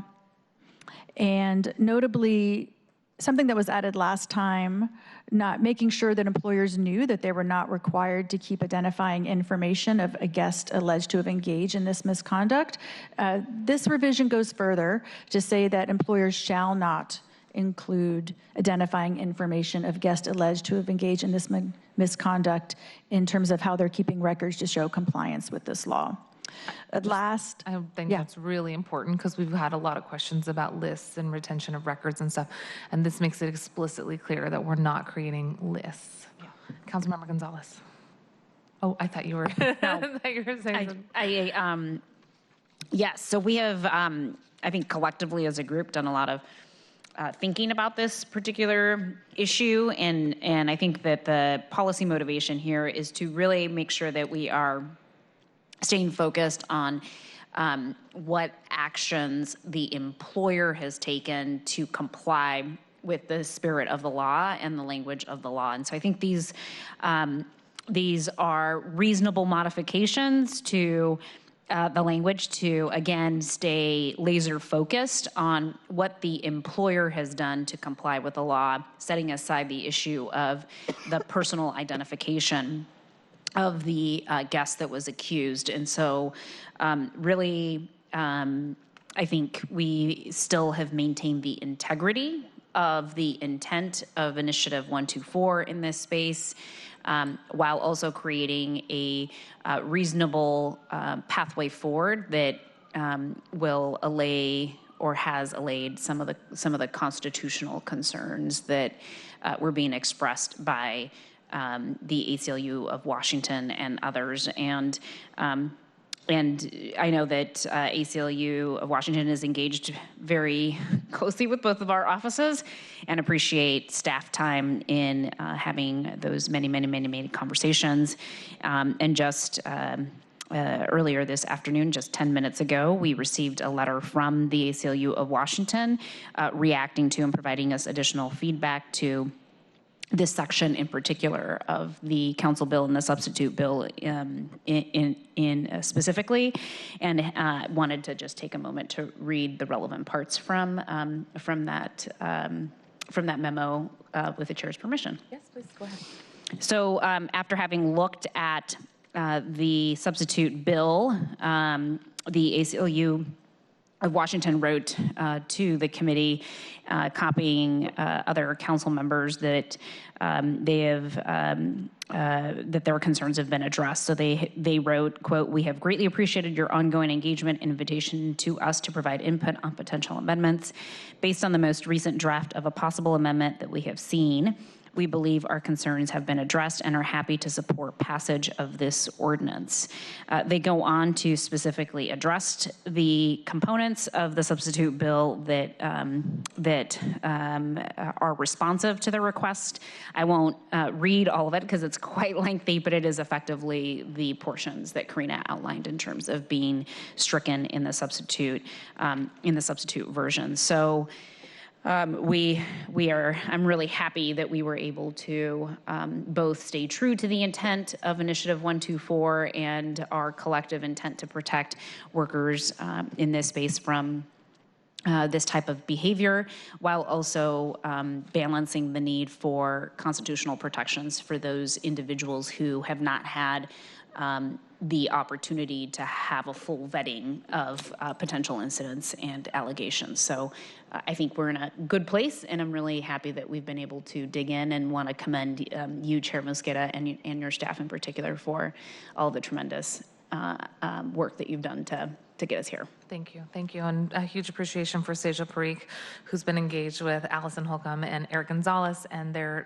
Director of Public Policy as well. So very excited to see this. I'll just read one more line. It says, we applaud the Council's recognition of the serious need for improvements for protection for health and safety workers, the health and safety of hotel workers who are typically women and often people of color. We strongly support and appreciate your leadership on this important issue. So that's a huge congratulations to this entire committee and full council as well, because we've constantly been engaged in asking questions about how we can get to yes, our favorite phrase. And I really appreciate them sending this clarification over. So thank you for reading that. The timing could not be better. Timing could not be better. 12:06 p.m. today. Exactly. I know you have one more page, and then very quickly on employer records, there is additional language saying that employers shall maintain the confidentiality of all of these records and limit access to management and human resources staff. Moving on to the enforcement section, there's already been discussion of how the director can specify that any amount of civil penalties and fines are due to the aggrieved party rather than just to the city. There was language that was added back in regarding a cap on fines. It was taken out in the last version. Now it's back. And as is reflective throughout all of this legislation, the fines and penalties have been doubled. Last, the effective date reflects the same concept that happened with job retention ordinance, where the date is pushed forward to July 1 for most employers. There is even further into the future, effective date July 1, 2025 for ancillary hotel businesses that have between 50 and 250 employees and that contract with the hotel. So that is all of the substantive suggested amendments to Council Bill 119557. The suggestion here would be that we take any additional questions on this and then potentially consider a vote on this striker bill or the substitute version. And then there's potentially 3 additional amendments that we would entertain if the council members are interested in amending the striker bill. So are there any other questions on the substitute that we just described today? Okay, seeing none.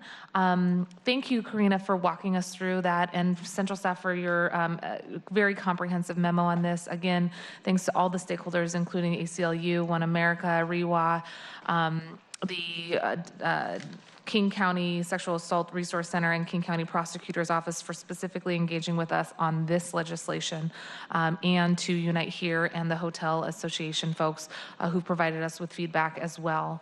I would like to move to amend Council Bill 119557 by substituting version D2 for version D5 that we just walked through. It's been seconded. Any additional comments or questions? All those in favor, please say aye. Aye. Any opposed? None. Any abstentions? None. Great. So the underlying bill has been substituted by a vote of 4-0. We do have 3 potential amendments, and I believe Councilmember Bagshaw, the first amendment that we would be willing to entertain is an amendment from you, Amendment 2.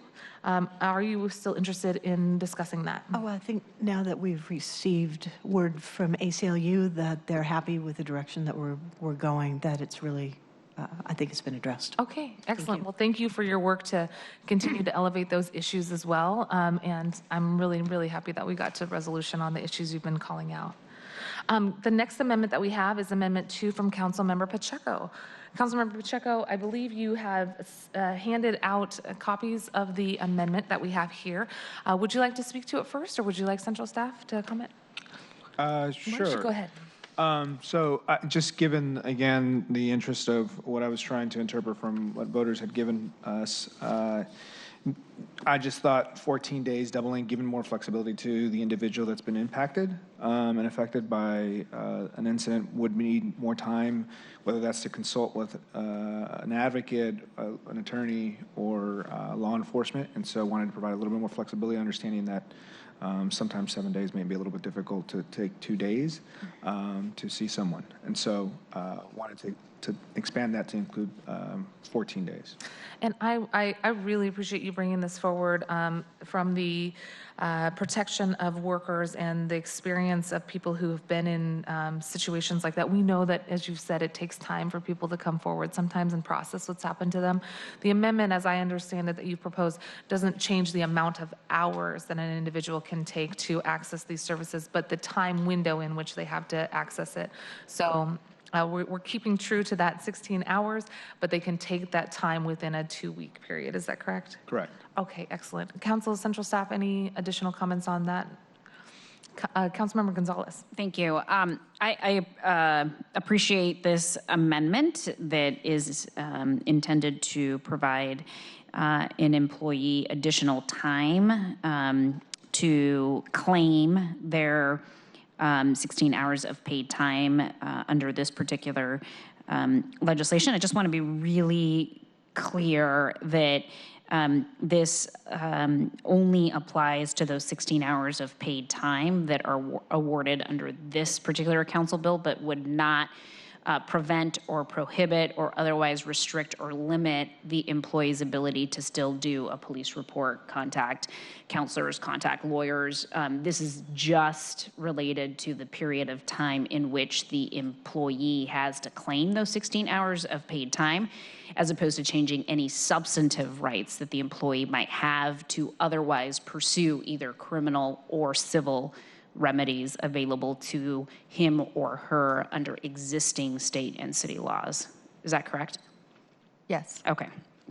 I think Councilmember Pacheco said something slightly different than that, and I just wanted to make really clear that this is not changing those substantive rights. And so it's not that if you don't do it within 2 weeks, you've lost all remedies available to you. It's only as it relates to the 16 hours of paid time for this particular bill. Correct. And sometimes I forget that I'm in the table full of attorneys, so I have to be diligent. At least two. And so, but correct. The intent is it's to provide more flexibility. Excellent. And I know we have just a few more minutes, about 5 more minutes until folks have to disappear. I'm going with you, I think, to our next meeting.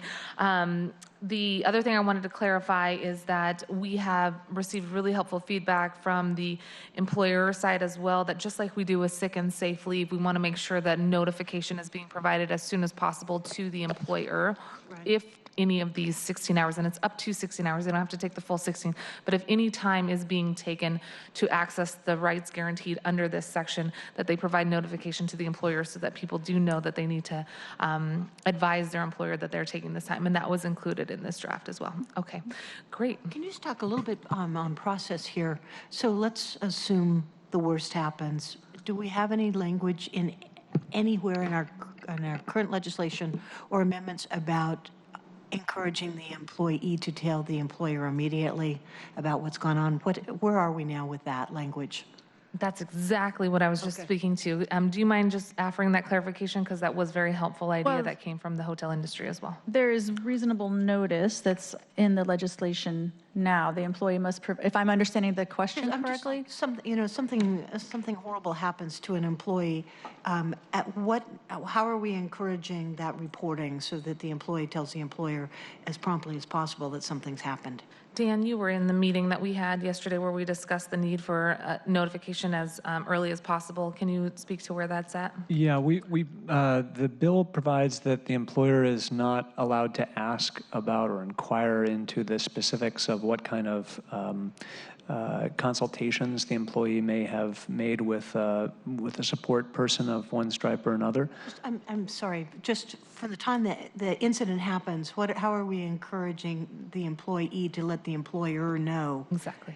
Yes, I was just getting to so whereas the employer is not allowed to ask about that kind of thing, the employee is supposed to give reasonable notice to the employer that they are going to be taking the 16 hours of time or up to that amount of time? I still just roll back to the incident itself. So if something horrible happens at midnight, how are we encouraging the employee to let the employer know about the incident itself, not aftermath as far as consultation or getting assistance, but just to let the employer know that something's happened? So I think that's up to the employee to decide. I don't think that, to my recollection, the bill doesn't require that such notification happen.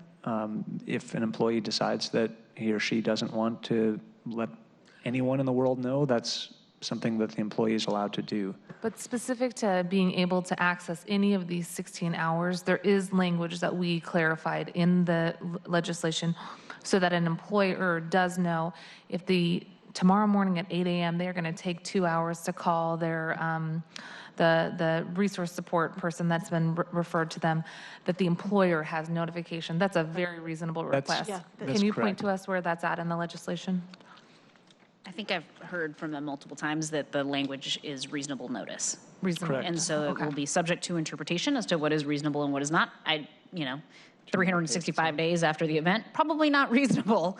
But I don't think that I'm hearing from Council Central staff that there's any other language besides reasonable notice. So two things. There's two reports here, two kinds of notice. The first kind of notice is to the employer that this really bad thing happened, the guest misconduct. There's, to my knowledge, and then there's the paid time. Right, and then there's the paid time. There's no language in the ordinance that says that notice of guest misconduct has to happen within a certain time frame. The next period of notice is, if it has been reported, then notice of, I want to use my paid time. And so what's been added to the legislation is reasonable notice. OLS can help define what that is. And maybe they'll look to paid sick and safe time for a foundation from which to build on for that reasonable notice. And that was my intent. When we passed Initiative 1433 on sick and safe leave, we had a robust conversation with worker advocates and business advocates to try to figure out what that reasonable notice was, so that if someone was taking their sick or safe leave, there was ample notice when possible given to the employer. However, when you think about an incident like this, or getting sick or having an accident, you don't often get to give a heads up. And so we wanted to make sure that there was a little bit of flexibility, but they did that in rulemaking at LNI, and our intent is to try to mirror that here. So Chair Mosqueda, it's on page 10 of the bill. It's under section 1426090, subparagraph A, and then item number 5. Employers may require employees to provide reasonable notice of intent to take paid time provided for in the relevant subsection, but employers shall make no inquiries about the up to 16 hours of paid time referenced in that subsection, except as may be provided in director's rules. So thank you for finding that for us. I know you did that very quickly. A needle in a haystack, given our copious amounts of work here. I'm going to go ahead and ask for the council committee here to consider Councilmember Pacheco's amendment, which is amendment number 3. And I'd love to amend version D5 that we just voted on with amendment 3. Second. Excellent. It's been moved and seconded. Are there any other additional comments? Seeing none, all those in favor of amending version D5 with amendment 3, please say aye. Aye. No opposition, no abstentions. So that amendment has been included by a vote of 4-0. And Councilmember Bagshaw, thank you so much for being here. I have one more amendment, which it's totally fine if you leave. We have, it's a helpful amendment for some of our smaller businesses, and I will be in our meeting in momentarily. Council Central staff, we have one last amendment that comes from Councilmember Gonzalez and myself on the implementation for small businesses. And Faride, do we have that handed out as well? Okay. And this is related to the employer coverage and effective date. Central staff, would you like to walk through this for us? Yeah, so there's two places in the bill where this amendment would be seen. It's in the employer coverage section and in the effective date section. The amendment would cover all ancillary hotel businesses regardless of employee size by removing the threshold coverage requirement of 50 or more employees worldwide, and it would create a single implementation date of July 1, 2020 by removing the delayed implementation date for certain ancillary hotel businesses. So this takes the proposed legislation back to where it was in D3. So in my perspective, and Councilmember Gonzalez, please feel free to chime in, I would consider this a technical amendment. I think that what we had done was borrowed the language from the previous bill when we looked at the implementation date for some of our smallest businesses as it related to retention, and we had copied and pasted it when we all know, as Councilmember Pacheco has mentioned, that every employee should have these protections under the law, and we want to make sure that we're not phasing in this type of protection, whether it's somebody accessing the new 16 hours or whether it's their ability to come forward and express what's happened to them. We think that these protections for workers in terms of safety and freedom from harassment and intimidation should be in place from the very beginning. Any additional comments on that? So it's kind of a cleanup legislation, a cleanup amendment, I would say. Councilmember Pacheco, any comments or questions on that? No. Okay. Any additional clarification from staff? Okay, great. I would like to move that we amended version D5 to include Amendment 4. Second. Any additional questions or comments? Seeing none. All of those in favor of including Amendment D4 into amended version of D5, please say aye. Aye. Opposed? None. Abstentions? None. That gets us through this third piece of legislation. It is 4 minutes after 12:30. And I appreciate you all staying here. We have these three pieces of legislation that have now been amended. This will be considered the base for those three pieces of legislation. We will keep those in committee. Our next committee meeting is going to be on September 19th at 9 a.m. And we will take up the health care bill in addition to these three after we consider amendments to the health care bill and ideally pass them out as a full package. It's been really great working with all of you. Thank you for your amendments that you've brought forward today, and thank you for your co-sponsorship of these efforts. We will convene again at 9 a.m. on September 19th, and we look forward to seeing you all again soon. Yes, Councilmember Gonzalez. Thank you, Chair Mosqueda. I just wanted to, I'm sorry, can I just clarify something? Yeah. I said September 19th. I meant September 12th. My mistake. That's okay. What I was going to say is just for the sake of the knowledge of the public, we had a conversation earlier today with Council Central staff in which we indicated the possibility that for that September 12th committee hearing, there might be sort of an omnibus cleanup bill if Council Central staff has enough bandwidth to get to it, that will be technical in nature, that will focus on things like word consistency, grammar, other quality control things. So I don't want folks to be startled if they see sort of a new set of amendments that they've never seen before and are wondering if there are going to be substantive changes. That omnibus bill would be intended to be just a technical cleanup, make sure that the quality control has been in place since we've been spending most of our time focused on the substantive policy issues.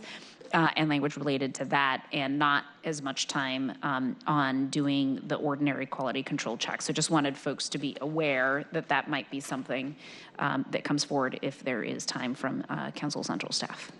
Did I appropriately characterize that? Yes. All right.